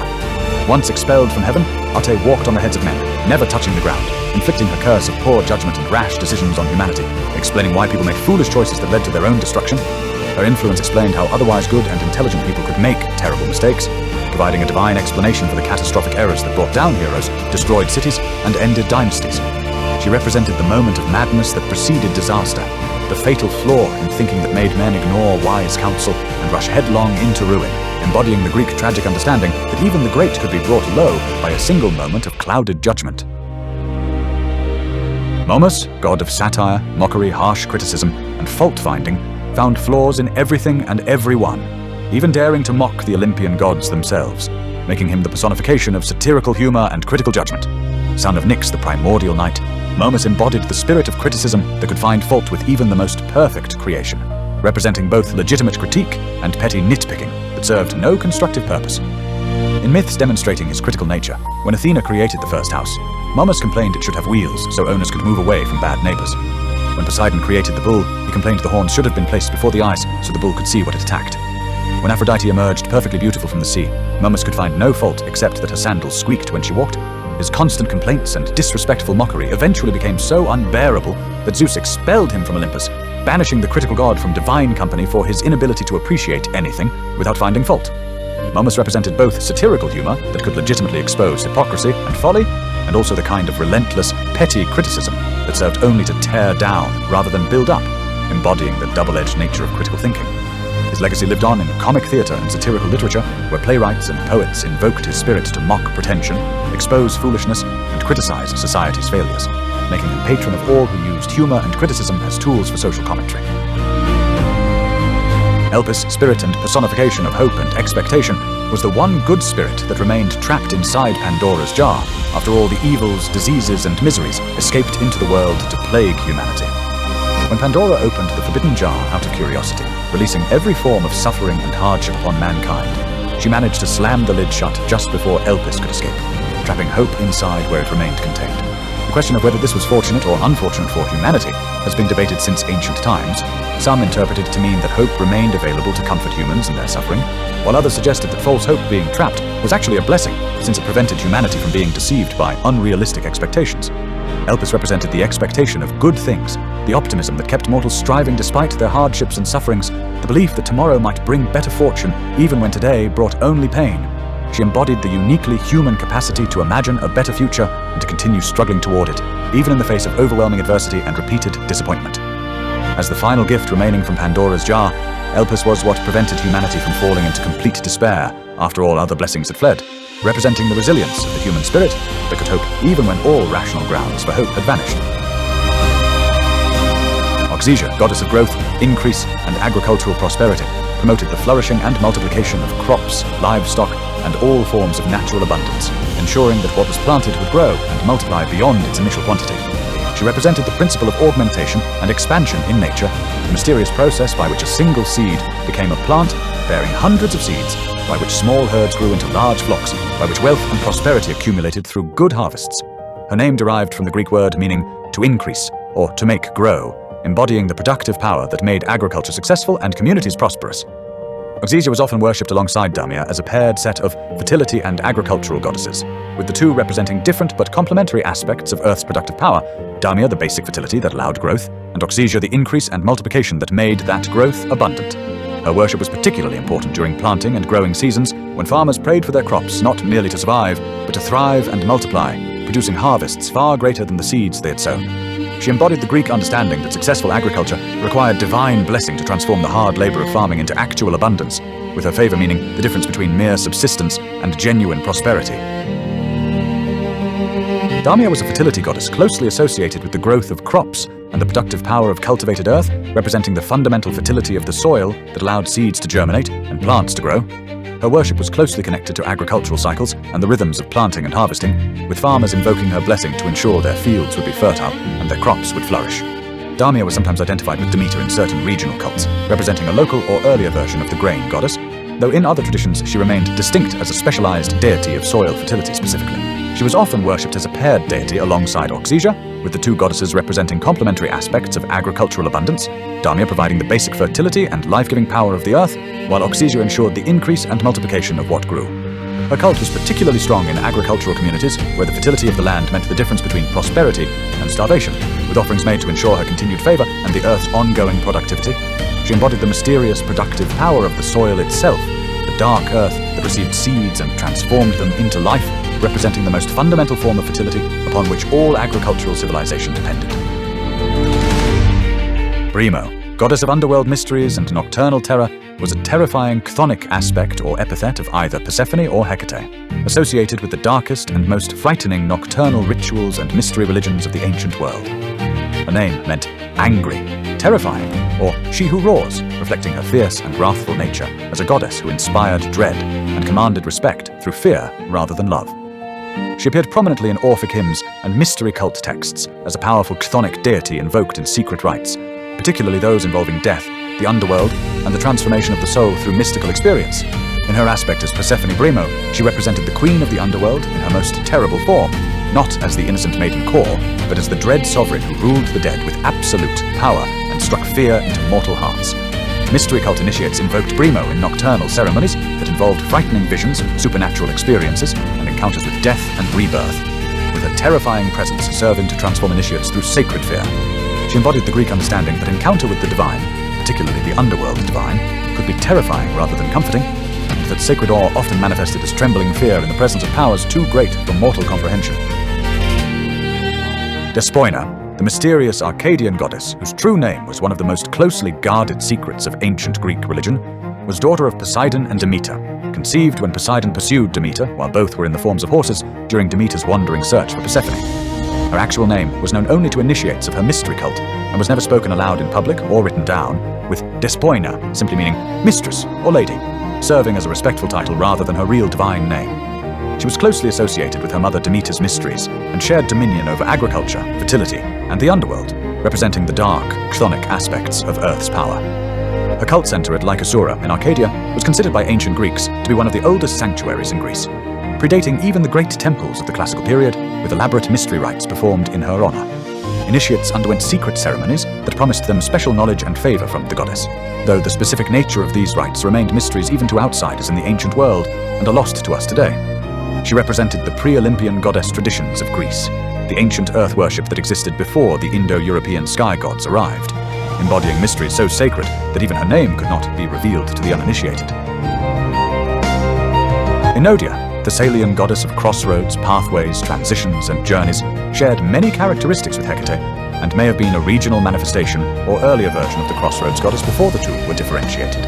She presided over roads and journeys, particularly the dangerous moments of transition when travelers moved from one place to another, crossing boundaries between territories and standing at crossroads where multiple paths met and choices had to be made. Her worship was particularly strong in Thessaly, where she guarded crossroads, protected travelers, and received offerings at the three-way intersections that were considered liminal, sacred spaces where the normal world met the supernatural.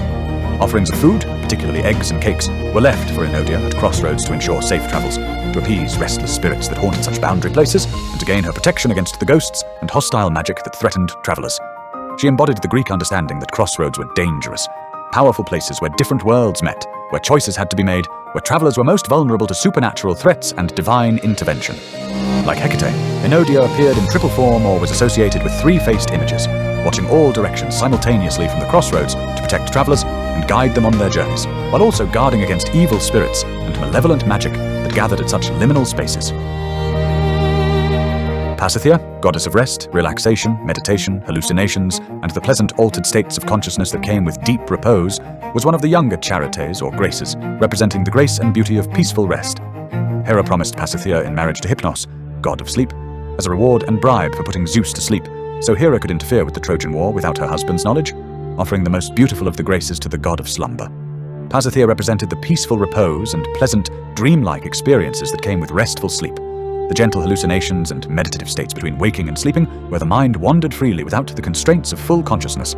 She embodied not the deep unconsciousness of true sleep, but rather the liminal state of drowsiness, the pleasant relaxation of the body and gentle wandering of the mind that preceded sleep or followed waking. Her association with hallucinations connected her to the vivid mental images and altered perceptions that could occur in states of deep relaxation, meditation, or the threshold between sleep and waking when the mind created its own realities. As wife of Hypnos and one of the charities, she represented the marriage of grace and rest, embodying the beauty found in peaceful repose and the charm of a well-rested, relaxed demeanor that attracted others and brought harmony to social interactions. Phosphorus, god of the morning star and bringer of light, was the personification of the planet Venus when it appeared in the eastern sky before dawn, heralding the arrival of his mother Eos and her brother Helios. Son of Eos, the dawn goddess, and the titan Astrius, Phosphorus carried a torch whose light announced the coming day, traveling ahead of his mother to prepare the way for dawn's arrival and the sun's rising. His name meant light-bringer in Greek, referring to his role as the star that brought the first light to the dark sky, signaling the end of night and the imminent arrival of day. The Romans called him Lucifer, using the Latin translation of his Greek name, and this title later became associated with the fallen angel in Christian tradition, though in Greek mythology, Phosphorus was simply a beautiful celestial deity without any sinister associations. Ancient astronomers eventually realized that Phosphorus and Hesperus, the evening star, were actually the same celestial body, the planet Venus, seen at different times, but Greek mythology maintained them as separate deities because they appeared at opposite ends of the day. He represented hope and new beginnings, as his appearance promised that no matter how dark the night, dawn would always come, embodying the eternal cycle of darkness, giving way to light that governed both nature and human experience. Hesperus, god of the evening star and personification of Venus when it appeared in the western sky after sunset, led the other stars out at nightfall and watched over the transition from day to night. Brother or counterpart to Phosphorus the morning star, Hesperus appeared in the west as the sun descended, shining brilliantly in the twilight sky as the first star visible each evening and the herald of night's arrival. Though the morning and evening stars were actually the same planet Venus viewed at different times, the ancient Greeks initially believed them to be two different celestial deities, maintaining this mythological distinction even after astronomers realized the astronomical truth. Hesperus's name meant western or evening, directly describing his domain as the star of dusk and evening, the celestial marker that divided day from night. He was sometimes identified as father or ancestor of the Hesperides, the nymphs who tended the golden apples in their garden at the western edge of the world, connecting him to the far west where the sun set and darkness began. His appearance brought the blessing of rest after the day's labors, signaling the time when work ceased, families gathered, and the world prepared for sleep, making him a gentle deity associated with peace, rest, and the natural rhythms of daily life that governed both human activity and the cosmos itself.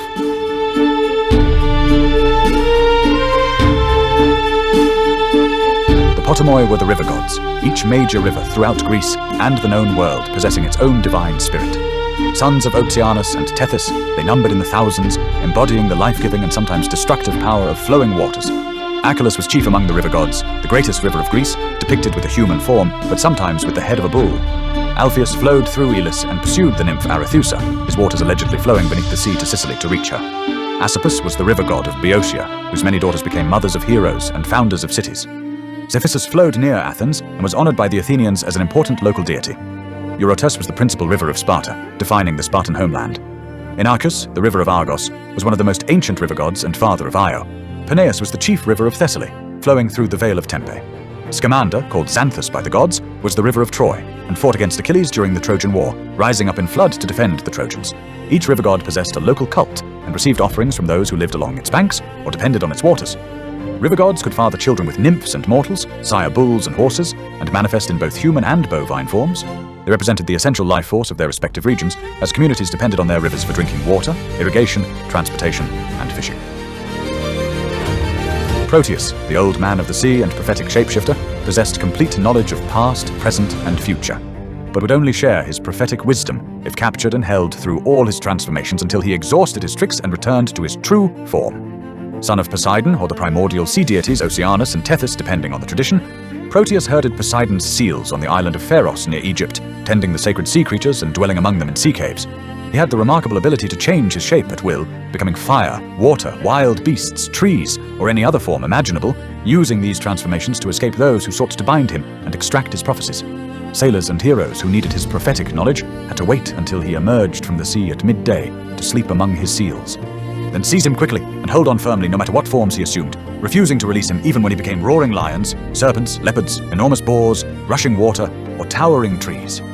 Only when he had exhausted all his transformations and realized he could not escape, would Proteus resume his true form as an old man and answer questions truthfully, providing accurate prophecies and valuable knowledge to those determined and brave enough to capture and hold him. His name became synonymous with versatility and changeability, giving us the modern word protean, meaning able to change frequently or easily. And he represented the mutable, ever-changing nature of the sea itself, which could shift from calm to violent, from welcoming to deadly, as swiftly and unpredictably as Proteus changed his forms. Nereus, another old man of the sea and primordial sea god predating Poseidon's rule, was renowned throughout the ancient world for his wisdom, truthfulness, gentle nature, and unfailing justice in all his dealings with gods and mortals alike. Father of the 50 Nereids, beautiful sea nymphs whom he sired with the Oceanid Doris, Nereus dwelt in the depths of the Aegean Sea, in a palace adorned with coral and treasures from shipwrecks, ruling the sea's bounty with kindness and fairness. He possessed the gift of prophecy and could see the future clearly. Though unlike Proteus, who resisted sharing his knowledge, Nereus was generally willing to help those who approached him respectfully and had legitimate need of his wisdom. Like Proteus, Nereus possessed the ability to shapeshift, taking on various forms of sea creatures or natural phenomena, though he used this power primarily for peaceful purposes rather than to escape would-be captors. He embodied the rich bounty and gentle aspects of the sea, representing the ocean as provider and nurturer rather than as destroyer, the Mediterranean at its kindest when it offered fish, pearls, coral, and safe passage to grateful sailors. The epithet the Old Man of the Sea emphasized both his ancient origins from the earliest generations of gods and his wisdom accumulated over eons of existence, making him a respected elder statesman among marine deities, whom even Poseidon honored for his knowledge and just character.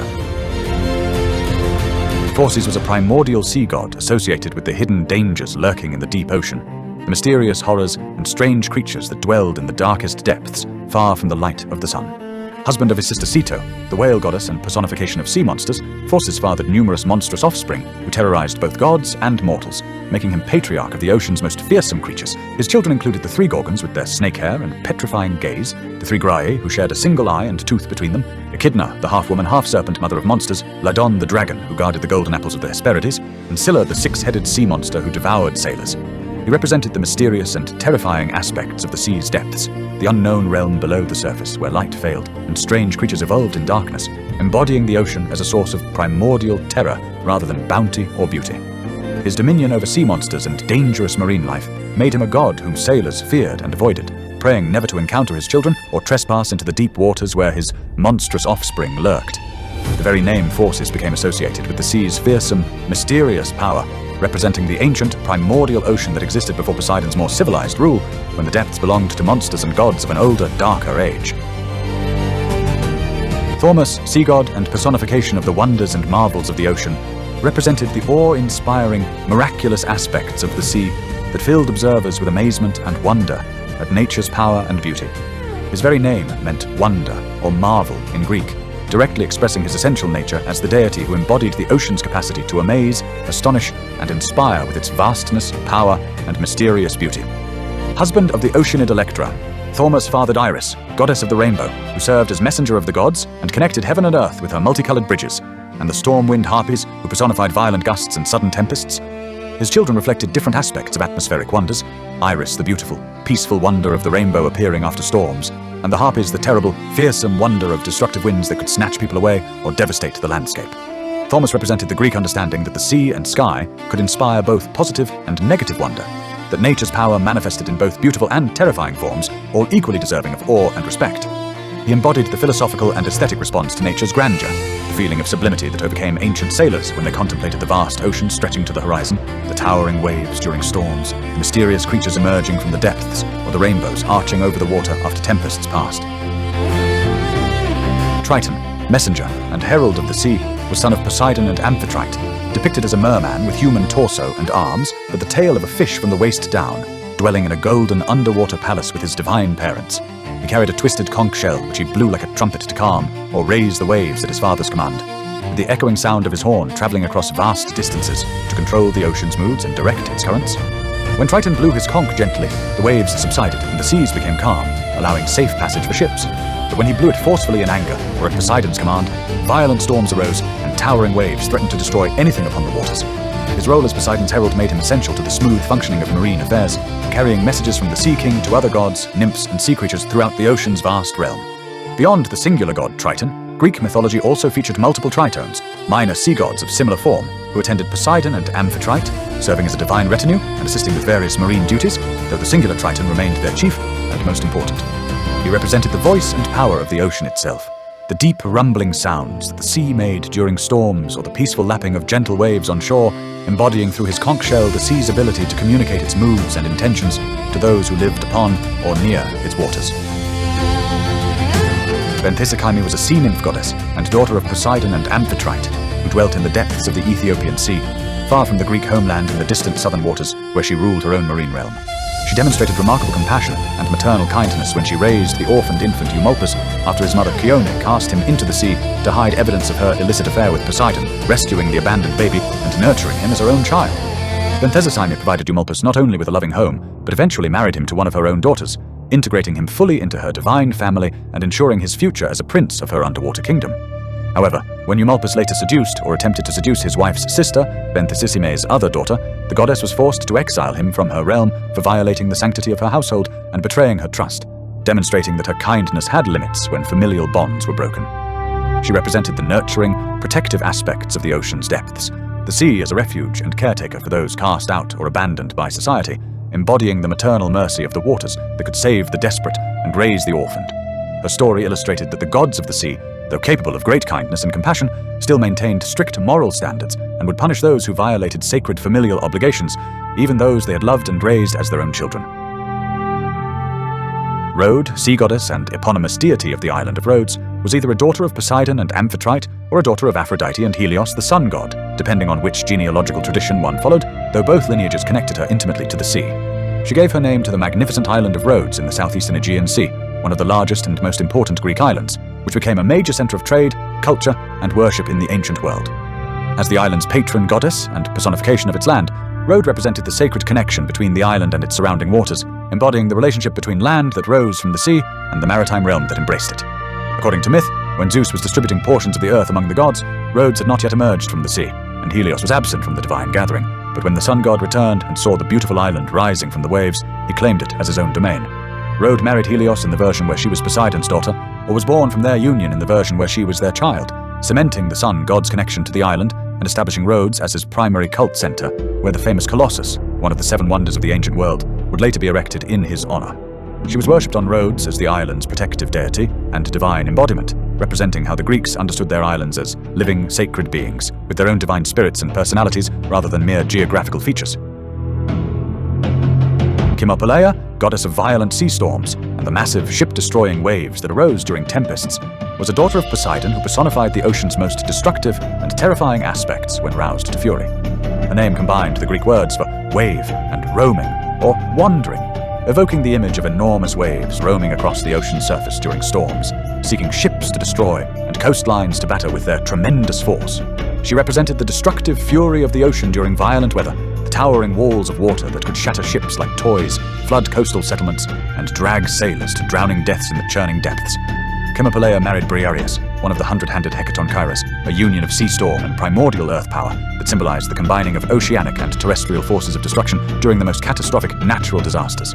She embodied the terror that ancient sailors felt when storm clouds gathered, winds rose, and the previously calm sea transformed into a deadly maelstrom of crashing waves and swirling currents that made survival a matter of luck rather than skill.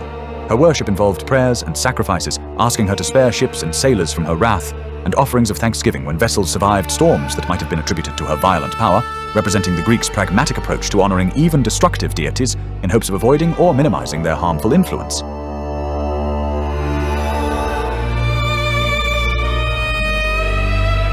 The nymphs were nature spirits, numbering in the thousands, who personified and protected various natural features throughout the Greek world.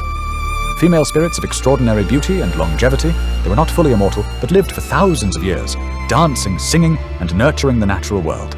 Dryads were tree nymphs who lived among oak and other trees, protecting forests and groves. Hamadryads were oak tree nymphs bound to specific individual trees, born with their tree and dying when it was cut down, making them fiercely protective of their homes. Melia were ash tree nymphs born from the blood of Uranus when Cronus castrated him, connected to warfare as ash wood made the best spears.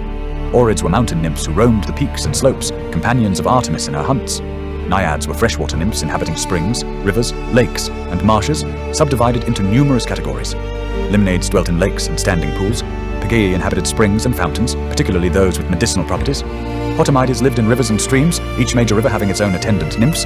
Crinaia presided specifically over fountains and wells in towns and cities. Alcides protected sacred groves and wooded valleys. Oloniadas inhabited mountain pastures and glens where sheep grazed. Lemurcides dwelt in meadows filled with wildflowers. Anthusae were flower nymphs who made blooms grow and tended flowering plants. Epimelides protected sheep flocks and apple trees, serving as guardians of pastoral life. Melissae were bee nymphs who tended hives and produced honey, having taught humans beekeeping. Napae inhabited dells and small valleys, the gentle slopes between mountains. Lampades were underworld torch-bearing nymphs who accompanied Hecate, the only nymphs associated with the realm of the dead. Each type of nymph numbered in the hundreds or thousands, with every significant natural feature having its own protective spirit, making nymphs among the most numerous of all Greek supernatural beings. The Nereids were the 50 sea nymphs, daughters of Nereus and the Oceanid Doris, who personified the Mediterranean's various aspects and aided sailors in distress. Beautiful and benevolent, they inhabited the depths of the Aegean Sea, but often came to the surface to help those in peril. Thetis was their leader and most famous, a sea goddess who married the mortal Peleus and became mother of Achilles. Amphitrite became queen of the sea as wife of Poseidon, ruling the oceans from her palace in the depths. Galatea was beloved by the Cyclops Polyphemus, though she loved the mortal Acis instead. Samathe personified the sand beaches and married Aeacus, king of Aegina. Doris represented the mixing of sea waters and gave her name to all her sisters' collective designation. Thaleia embodied the blooming and abundance of the sea. Cimodocea possessed the power to calm waves and still storms. Panope represented the wide expanse of the sea visible from shore. Proto embodied the first waves of the outgoing tide. Sal personified safety and rescue at sea, particularly of those shipwrecked or drowning. The remaining 40 nereids included Actaea, Agave, Amatheia. Each nereid possessed her own attributes and areas of influence within the marine realm, collectively embodying the sea's beauty, bounty, and capacity for both aid and danger. The Oceanids were the 3,000 water nymphs, daughters of the titans Oceanus and Tethys, who presided over every freshwater source, spring, stream, and cloud. They represented the nurturing and life-giving aspects of water in all its earthly forms, from the smallest spring to the greatest rivers. Styx, goddess of the river Styx and goddess of oaths, was eldest and most famous, her waters binding even the gods to their promises as she wrapped 9 times around the underworld. Metis, goddess of wisdom and cunning counsel, was Zeus's first wife, whom he swallowed while pregnant with Athena, after which she resided in his belly, providing wise advice. Eurynome, an early queen of the Titans, became mother of the 3 Charites with Zeus. Clymene bore the Titans Atlas and Prometheus to Iapetus, and was mother of Phaethon by Helios. Doris married Nereus and mothered the 50 Nereids, becoming matriarch of the sea nymphs. Electra bore Iris, the rainbow messenger, and the storm-wind harpies to Thaumas. Calliope was a freshwater goddess and mother of the 3-bodied giant Geryon. Perseus married Helios and mothered the sorceress Circe and the witch goddess Hecate. Idia bore the sorceress Medea to Aeetes, king of Colchis. Pleione married the Titan Atlas and mothered the 7 Pleiades star nymphs.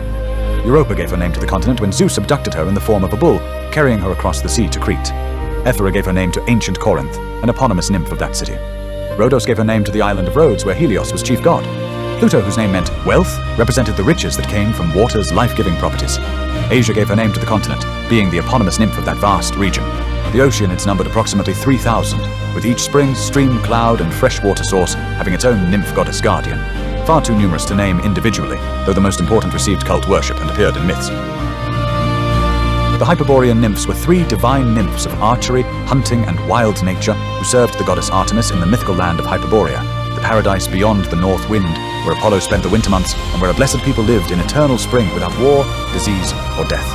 Hecaerga, whose name meant far shooting or far darting, represented the art of long-distance archery and the ability to strike targets from great distances with perfect accuracy, embodying the skill of extending one's range beyond normal human capability. Loxo, whose name related to oblique or slanting, embodied the arrow's flight path, the physics of trajectory, and the technique of shooting from angles to hit moving or protected targets, representing the mathematical and tactical aspects of archery. Upis, whose name suggested watcher, or she who aims well, personified careful aiming, patient waiting for the perfect shot, and the focused concentration required for master archery, representing the mental discipline and visual acuity needed to hit even the smallest targets. Together, these 3 nymphs formed Artemis's companions in Hyperborea and were sometimes said to have traveled with the goddess to Delos to assist with Apollo and Artemis's birth, bringing their specialized archery skills and knowledge of wild nature to aid Leto during her labor. They represented the specialized technical aspects of hunting and archery that Artemis herself embodied as goddess of the hunt, serving as divine attendants who exemplified the particular skills, distance shooting, trajectory calculation, and precise aiming, needed to excel in the sacred art of the bow.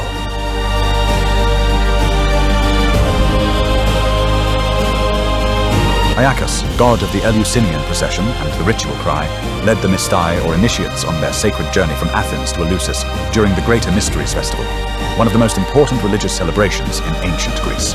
He was sometimes identified or closely associated with Dionysus, or considered an aspect or epithet of the wine god, though he was likely originally a separate deity representing the ecstatic ritual cry, Aiakchos, that celebrants shouted during the nocturnal procession. His torchlit procession from Athens to Eleusis symbolized the soul's journey from darkness and ignorance to illumination and divine knowledge through initiation into the mysteries, with Aeacus as psychopomp guiding initiates along the sacred way. The god was depicted as a beautiful youth, carrying twin torches that lit the way through darkness, representing both the physical illumination that guided the nocturnal march and the spiritual enlightenment that awaited those who completed the mysteries. The ritual cry of his name, Iakchos, Iakchos, rang out repeatedly during the procession as thousands of initiates marched through the night, creating a powerful collective experience of religious ecstasy and communal worship that united participants in shared devotion. He represented the transformative journey itself rather than the final revelation, embodying the process of seeking divine knowledge and the ecstatic state that accompanied movement from profane to sacred space, from uninitiated to initiated status, making him essential to the most famous mystery cult of the ancient Greek world.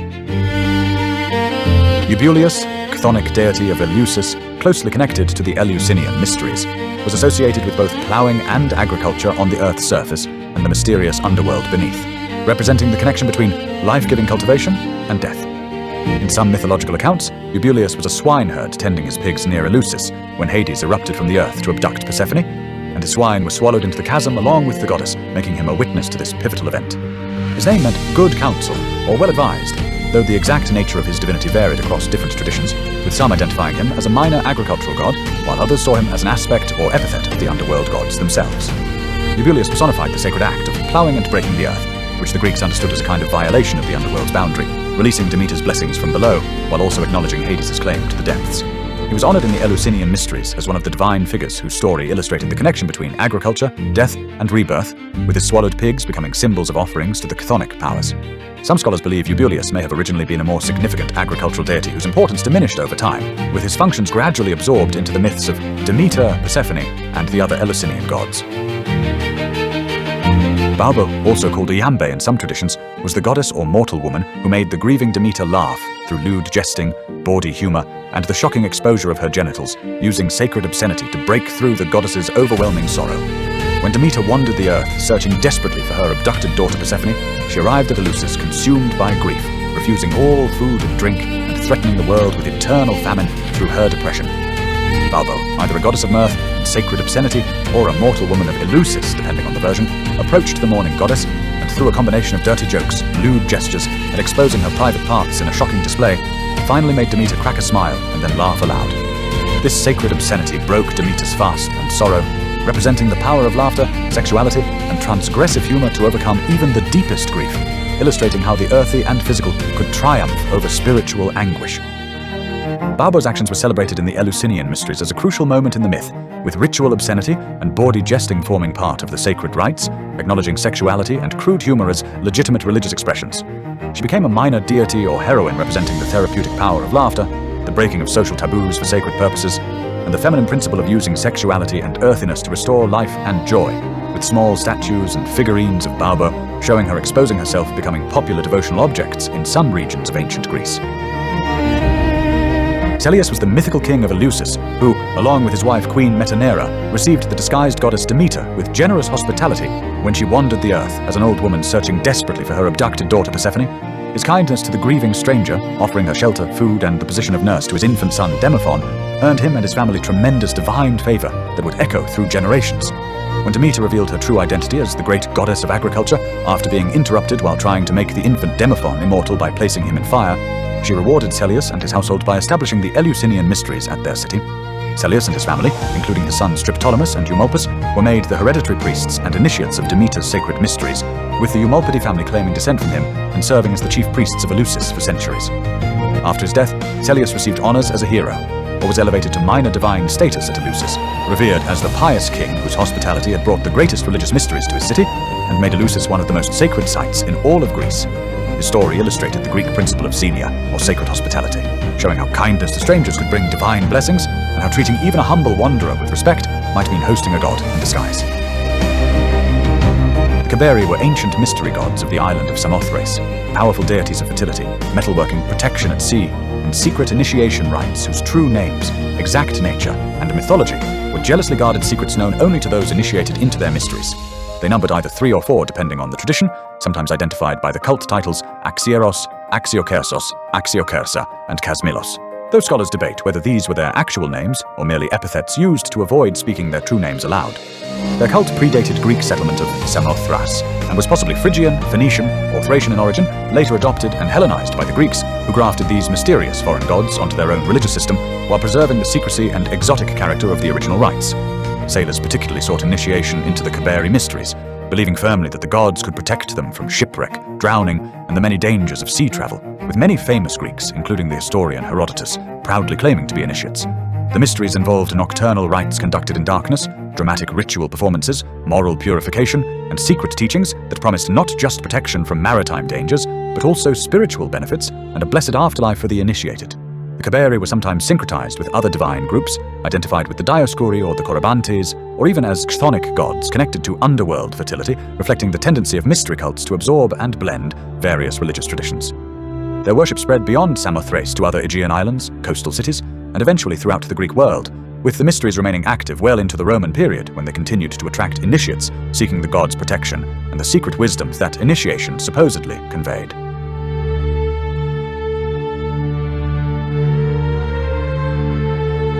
Sabazios was a Thracian or Phrygian god who was syncretized and merged with both Zeus and Dionysus when his worship spread into the Greek world, creating a composite deity who combined sky god, agricultural god, and ecstatic mystery cult characteristics.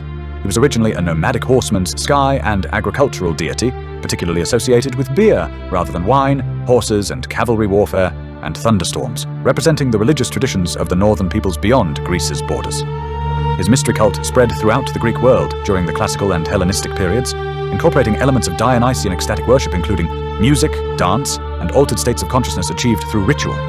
Sabazios was often depicted with symbols including a pine cone, serpent, and hand raised in blessing, with his mysteries involving secret nighttime rites and initiation ceremonies that promised spiritual benefits to participants. The syncretic nature of Sabazios worship meant that different regions emphasized different aspects, with some seeing him primarily as a form of Zeus, others as equivalent to Dionysus, and still others maintaining his distinctly foreign character as a Thracian deity. His cult remained popular into the Roman period, spreading as far as Britain and North Africa, demonstrating the appeal of these mystery religions that offered personal spiritual experiences and promised salvation beyond the traditional civic worship of the Olympian gods. Cybele, the great Phrygian mother goddess known as Meta or Magna Mater, was an immensely powerful fertility deity whose worship was adopted from Asia Minor into Greek and later Roman religion, bringing with it exotic and often shocking ritual practices. She was intimately associated with mountains, particularly Mount Ida in Phrygia, wild nature, lions who served as her sacred animals and drew her chariot, and the fierce maternal protection she offered to devotees who honored her properly. Her ecstatic cult involved frenzied music played on drums, cymbals, and flutes, wild dancing that induced trance states, and most shockingly to Greek and Roman sensibilities, the voluntary self-castration of her priests called Galli, who sacrificed their manhood in imitation of her beloved Attis. Cybele represented a more primal and powerful form of the Earth Mother goddess than the more civilized Greek Demeter, embodying the untamed generative and destructive powers of nature in their most raw and elemental form. Her mythology centered on her love for the beautiful youth Attis who died, and was either resurrected or transformed, creating a death and rebirth mystery cult that promised initiates spiritual transformation and eternal life. The Greek cities initially resisted her cult as too foreign and barbaric, but gradually accepted her worship, particularly during times of crisis when her power was invoked for protection, with her cult eventually spreading throughout the Roman Empire and becoming one of the most important mystery religions of the ancient world. Bendis was a Thracian goddess closely identified with the Greek Artemis, who gained official cult worship in Athens and other Greek cities, bringing with her elements of foreign mystery religion that both fascinated and unsettled the Greeks. She was primarily a hunting and moon goddess, often depicted carrying 2 spears or javelins and accompanied by hunting dogs, closely paralleling Artemis in her functions, though maintaining distinct Thracian characteristics in her worship and imagery. Her cult worship involved torchlight processions, mysterious nocturnal rites performed under the moon, ecstatic dancing, and secret ceremonies that created a sense of exotic foreign mysticism that attracted many Athenian worshippers. The Bendideia, a major festival established in Athens in the 5th century BCE, became an official state celebration, featuring a spectacular nighttime torch race on horseback from Athens to Piraeus, demonstrating how thoroughly this foreign goddess had been integrated into Athenian civic religion. She represented the Greek fascination with and gradual acceptance of Thracian religious practices, showing how Athens in particular embraced foreign cults during its imperial period as part of its cosmopolitan character. Her worship continued in both Greece and Thrace, well into the Roman period, with inscriptions and archaeological evidence demonstrating the enduring appeal of this northern goddess, who combined the familiar functions of Artemis with the alluring mystery of Thracian religious traditions. Cotys, a Thracian goddess of orgiastic rite as wild nature and ecstatic religious frenzy, was closely associated with Dionysian-style worship, though she maintained her own distinct identity as a foreign goddess with particularly intense and transgressive ritual practices. Her mysteries involved nocturnal celebrations held in darkness, frenzied dancing that induced altered states of consciousness, revelry that included abundant wine consumption, and sexual license that scandalized more conservative Greeks and Romans. She represented the untamed, wild aspects of female sexuality and divine feminine power in nature, embodying the dangerous and ecstatic forces that could possess worshippers and transport them beyond normal human consciousness into divine madness. Her cult was particularly popular among women who found in her worship a sanctioned outlet for behaviors and expressions forbidden in normal Greek society, creating a sacred space where usual social constraints could be temporarily abandoned. Greek and Roman moralists often condemned Koti's worship as depraved and barbaric, with the playwright Eupolis even being threatened with prosecution for depicting her rites too graphically on stage, though this condemnation only seemed to increase the cult's appeal to those seeking intense religious experiences. Her worship eventually spread beyond Thrace into Greece proper and the wider Mediterranean world, joining Cybele, Sabazios, and other foreign deities whose mystery cults offered alternatives to traditional civic religion and promised direct personal encounters with divine power through ecstatic ritual. Attis, god of vegetation, death, and rebirth, was a Phrygian deity whose worship was adopted into Greek religion, closely associated with the great mother goddess Cybele in myths of seasonal death and resurrection. In the most common version of his myth, Attis was a beautiful shepherd youth with whom Cybele fell deeply in love. But when he proved unfaithful to her and planned to marry a mortal woman, the jealous goddess drove him mad. In his madness, Attis fled to the mountains where he castrated himself beneath a pine tree and bled to death, or in some versions was killed by a wild boar sent by Zeus, with violets springing from his spilled blood.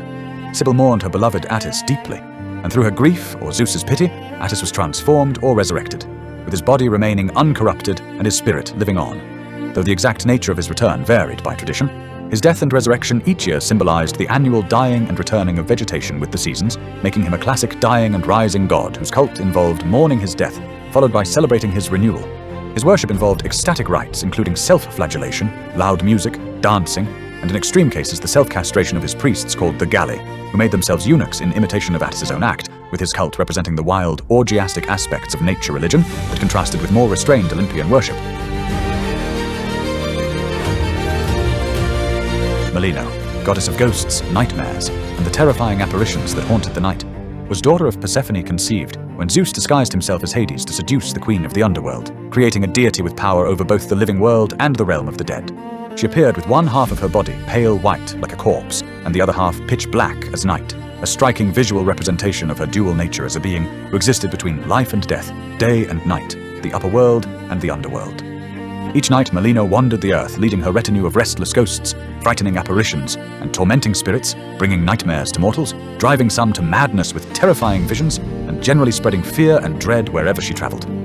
She particularly targeted the wicked and impious with her frightening manifestations, sending nightmares and ghost visitations as punishment for crimes and moral failures, making her a divine enforcer of justice through supernatural terror.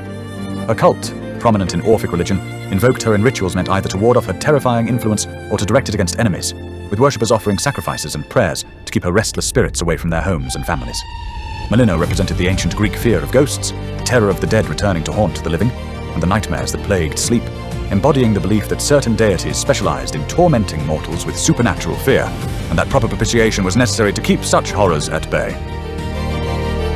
Macaria, goddess of blessed death and peaceful passing, was daughter of Hades and Persephone, who presided over the gentle, painless death that came to the righteous and the happy afterlife, awaiting them in the Elysian fields. Her name literally meant Blessed One or Happy One, representing the Greek concept that death need not be fearful or painful for those who had lived virtuous lives and would be rewarded in the afterlife.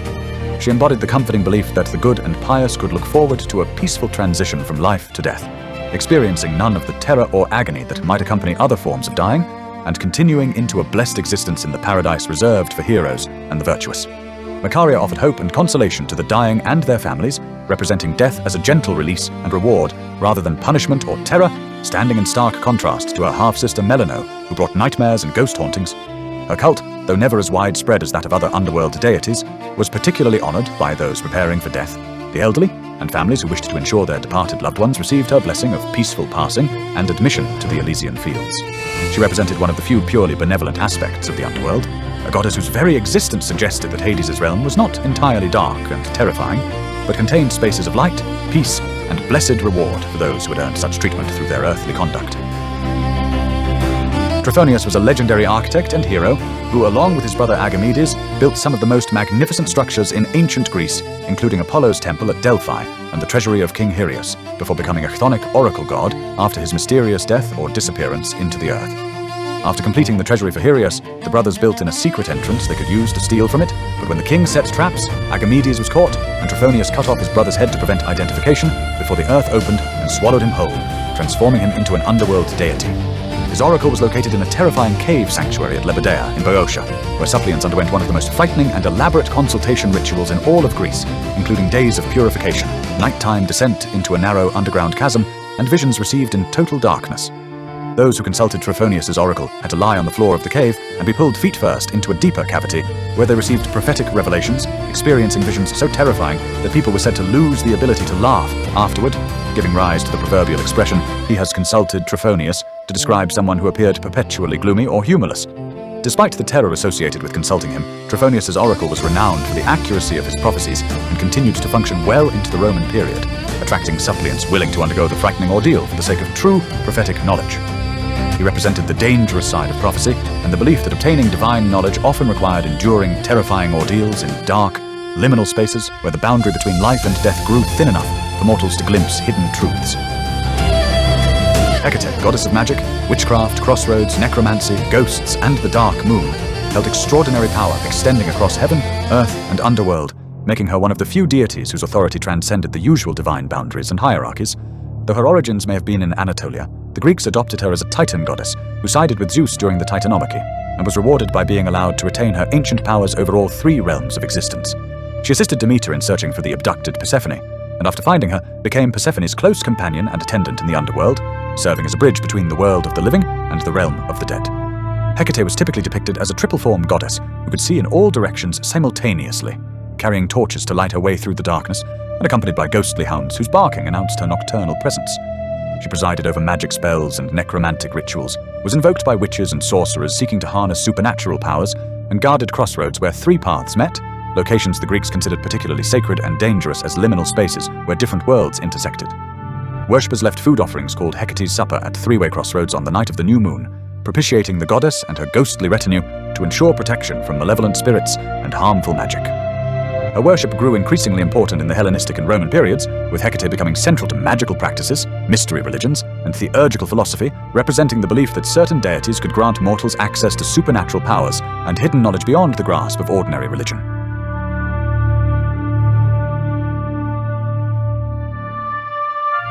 Kamana was a Cretan harvest demigod, legendary priest of Demeter, and purification specialist who purified the god Apollo after he slew the monstrous serpent Python at Delphi, performing the rituals necessary to cleanse the god of the pollution incurred by killing even a monster. As a priest of Demeter and agricultural deity in his own right, Kamana represented the sacred mysteries connecting proper religious observance, ritual purification, and successful harvests, embodying the belief that agricultural abundance required both practical farming and correct religious practice. His role in purifying Apollo after the Python slaying demonstrated that even gods required ritual purification when they shed blood, and that specialized priests like Kamana possessed knowledge and authority to perform such essential rites.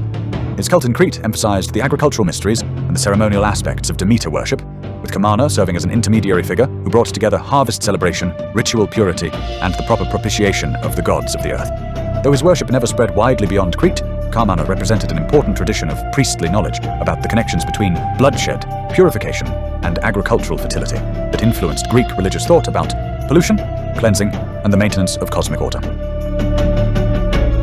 Siamites, god of beans, and specifically the cultivation, harvest, and sacred consumption of fava beans, was a minor Eleusinian deity closely connected to Demeter's agricultural mysteries and the ritual prohibitions surrounding certain foods.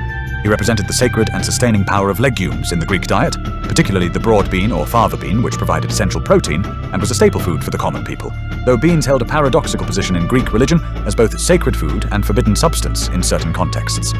His worship was intimately connected to the Eleusinian mysteries, where beans played a complex ritual role, with some traditions holding that initiates were forbidden from eating beans, while other traditions incorporated beans into sacred meals and offerings to the agricultural gods. The religious ambivalence about beans reflected their biological peculiarity. They caused flatulence, grew in a mysterious way with the plant dying back after producing seeds, and were associated with both life-sustaining nourishment and death-related miasma or pollution. Siamites embodied this dual nature of beans as both blessed food gift from Demeter and potentially dangerous substance requiring ritual management, representing how even mundane agricultural products could acquire sacred significance and require their own protective deities. Though he never achieved major cult status, Siamites illustrated the Greek tendency to create minor deities for specific crops and foods, acknowledging that every aspect of agriculture from wheat to beans deserved divine recognition and required proper ritual observance to ensure continued abundance.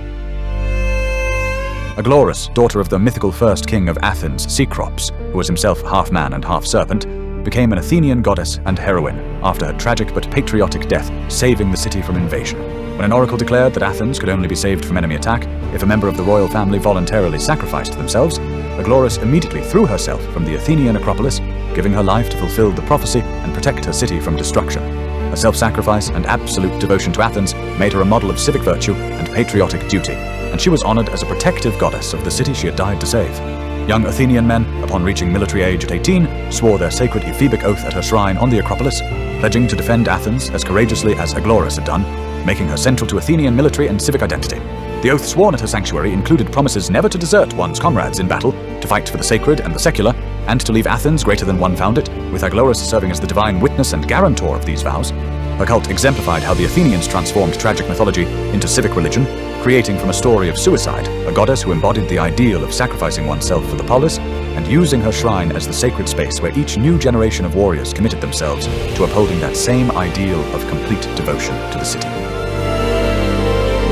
Alexiares, divine son of the deified Heracles, and Hebe, the goddess of youth, served alongside his twin brother Anicetus as a guardian deity protecting mortals from evil, disease, military defeat, and all forms of harm that threatened human well-being.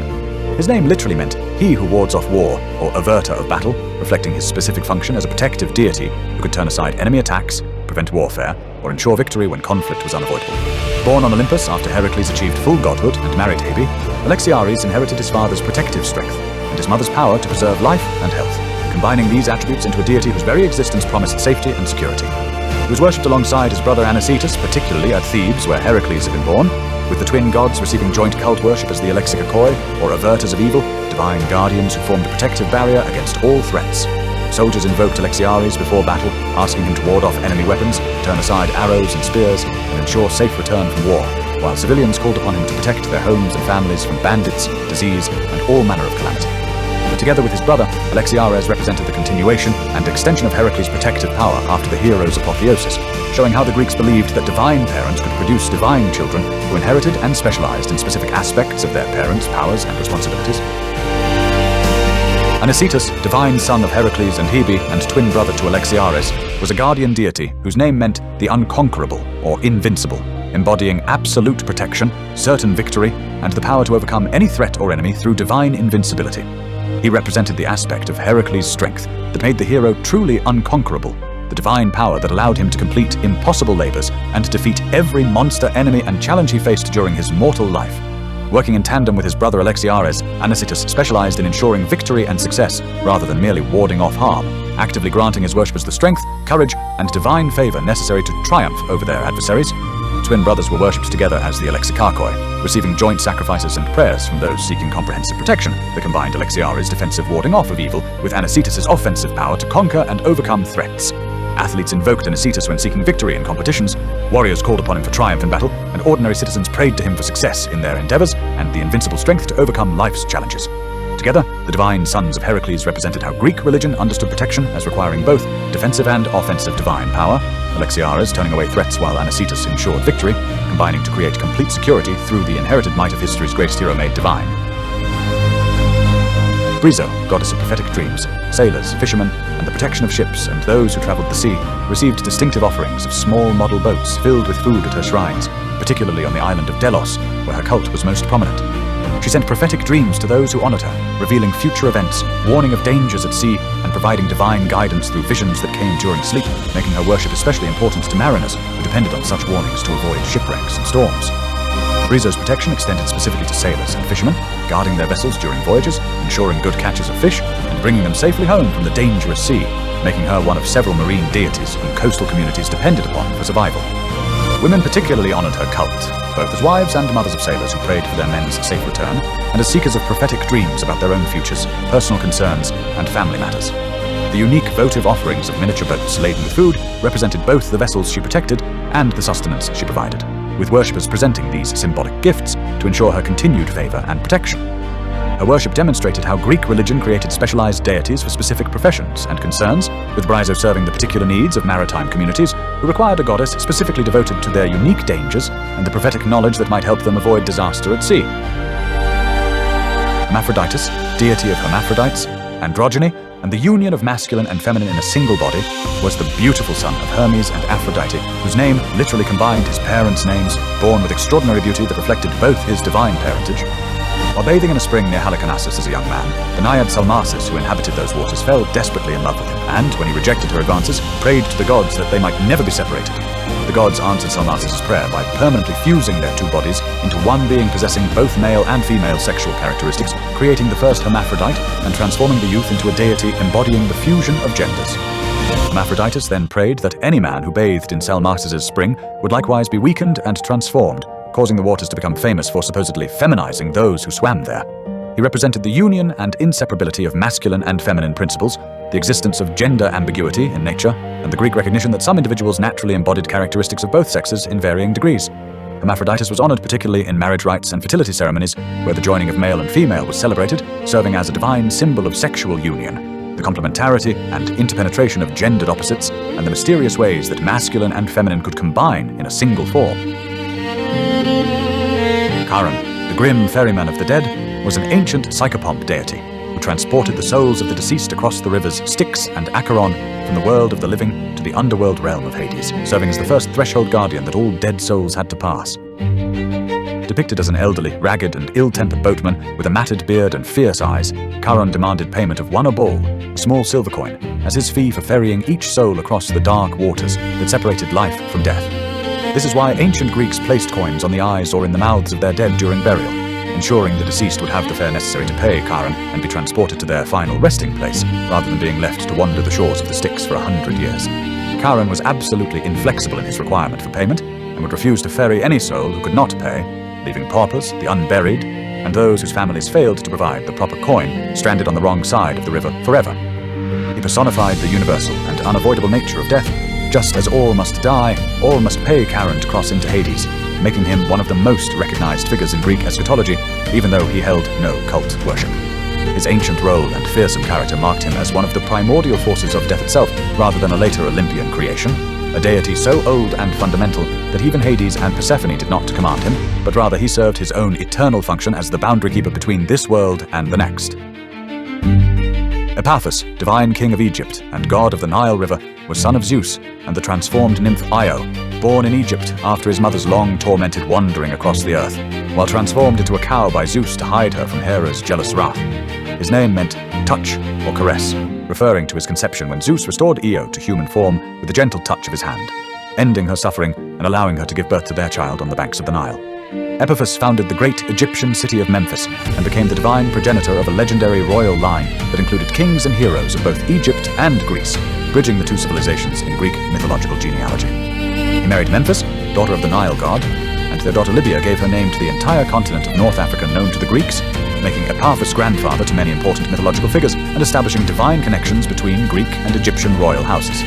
Through his descendants Danos and Aegyptus, Epaphus became ancestor to both the Argive kings and the Egyptian royal line, representing Greek attempts to claim kinship with ancient Egyptian civilization and connect their own mythology to Egypt's venerable religious traditions. His status as both Greek god and Egyptian king symbolized the cultural exchange and mutual influence between Greece and Egypt, with Greek colonists in Egypt and Egyptian influences on Greek religion, both finding mythological expression in Epaphus's divine rule and the vast family tree descending from his union with the daughter of the Nile. Libya, goddess eponymous of the continent of Libya, which encompassed all of North Africa known to the ancient Greeks, was daughter of Epaphus, the divine king of Egypt, and Memphis, the Nile goddess, making her granddaughter of Zeus and Io through her father's lineage. She gave her name to the vast landmass stretching west from Egypt, across North Africa to the Atlantic Ocean, personifying the entire continent as a divine being in the Greek mythological tradition of creating eponymous deities for major geographical features. Through her union with the god Poseidon, Libya became mother of important mythological figures, including Belus, who ruled Egypt, and Agenor, who ruled Phoenicia, further establishing divine genealogical connections between Greece, Egypt, and the Near Eastern civilizations. She represented the personification and deification of the land itself, embodying how the Greeks understood major geographical regions as living entities with their own divine spirits and personalities, rather than mere inanimate territory. Her mythological importance lay primarily in her role as a genealogical link connecting Greek heroes and gods to African and Near Eastern royal houses, serving as the divine matriarch through whom Greek mythology claimed kinship with the ancient civilizations of North Africa. Libya's worship was never extensive as an independent deity, but her significance in mythological genealogy made her name synonymous with the African continent itself, demonstrating how the Greeks used divine personification to understand and relate to the vast lands beyond their own borders. Chione, goddess of snow and personification of winter's snowfall, was daughter of Boreas, the fierce north wind, and the Athenian princess Oreithia, embodying the cold white precipitation that her father's icy breath brought from the frozen north. She personified winter's snow and ice, bringing the first snowfall of the season when her father Boreas blew from the northern mountains, covering the Greek landscape with a blanket of white that transformed the familiar world into a cold, alien realm.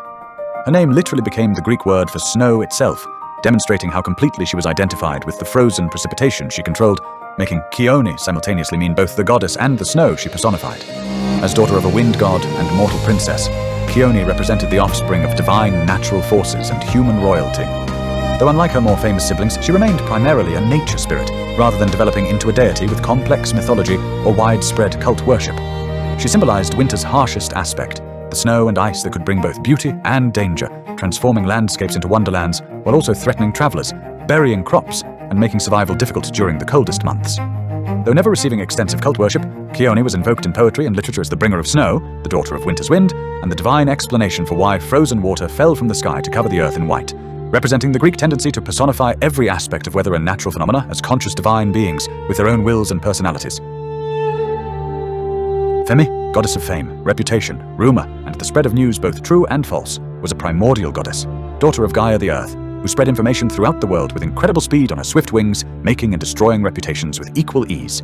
She lived in a great bronze house at the center of the world, a dwelling constructed with countless holes, windows, and openings through which she could hear everything spoken anywhere on Earth, making her omniscient about all human affairs and divine goings-on. Once Femi heard any piece of news, gossip, or rumor, she flew through the world, spreading it rapidly, growing in size as she flew and amplifying the message as she went, so that small truths became exaggerated tales and tiny whispers became roaring declarations heard throughout the lands. She could spread both accurate truth and complete lies with equal facility, making reputations and destroying them without concern for justice or accuracy, embodying the uncontrollable and often destructive power of rumor, gossip, and public opinion.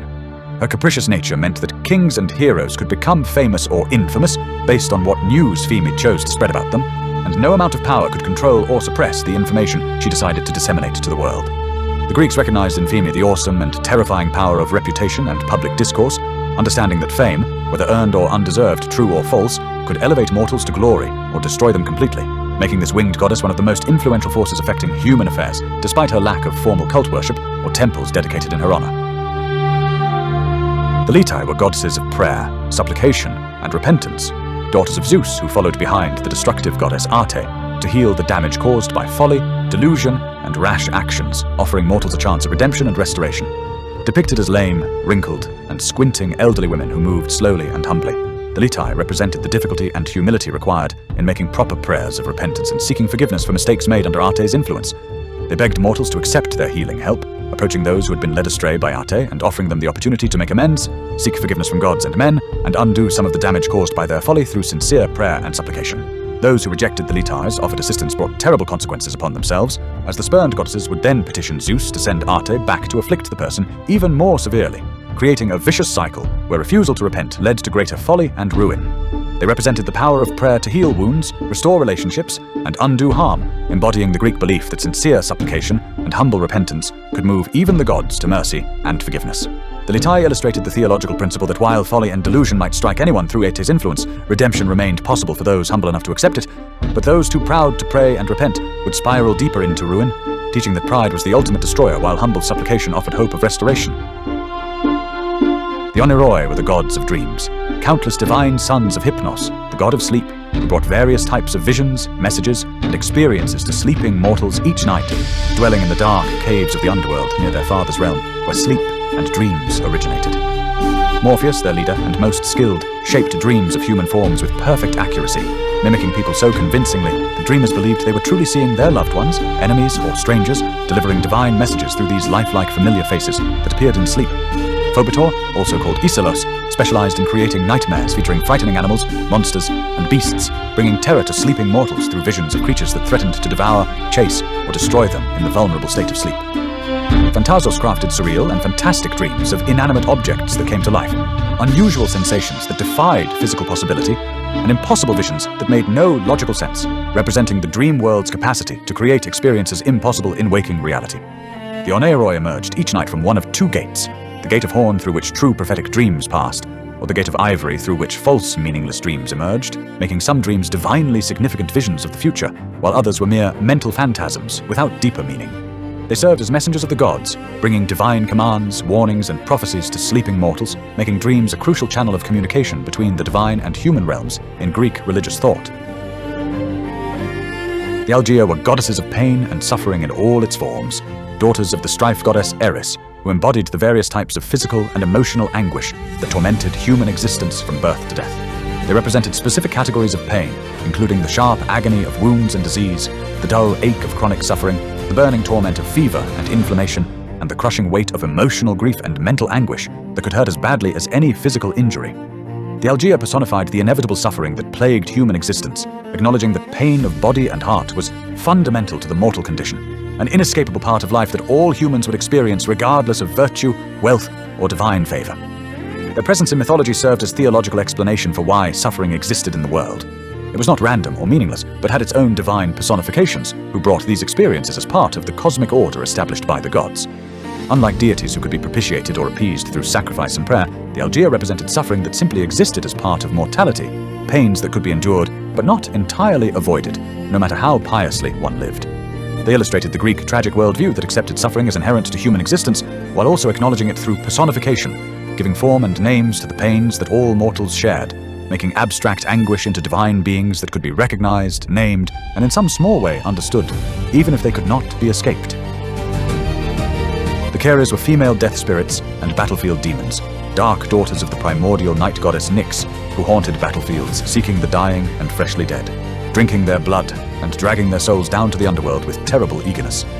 Dark, terrible, and utterly remorseless, these winged spirits dressed in blood-stained garments flew over wars and battles with sharp talons extended, shrieking with joy when they found wounded soldiers they could claim, fighting among themselves over particularly choice victims. They drank the blood of the fallen, feasting on the gore that flowed from battle wounds, and seized the souls of the dead the instant life departed the body, dragging them away to Hades before burial rites could be performed or proper mourning could begin. The Keres represented violent death in battle specifically. Distinct from Thanatos, who brought peaceful death, they embodied the brutal, bloody, terrifying end that awaited warriors on the battlefield, making them objects of particular dread for soldiers going into combat. Each warrior had his own personal cur assigned to him from birth, an invisible death spirit that followed him through life, waiting for the fatal moment when it could finally claim its charge, hovering over battles like birds of prey seeking corpses to drag to the underworld. Though feared and dreaded, the Keres could not be avoided or appeased, representing the inexorable fate that awaited all who entered battle. That one's personal death spirit would eventually have its moment, seizing the soul and dragging it to the underworld in a shower of blood, embodying the Greek warriors' worst nightmares about how their lives might violently end. Thank you for joining us on this journey through the vast pantheon of Greek mythology. Subscribe to Decca Rankings for more comprehensive explorations of gods, spirits, and supernatural beings from cultures around the world.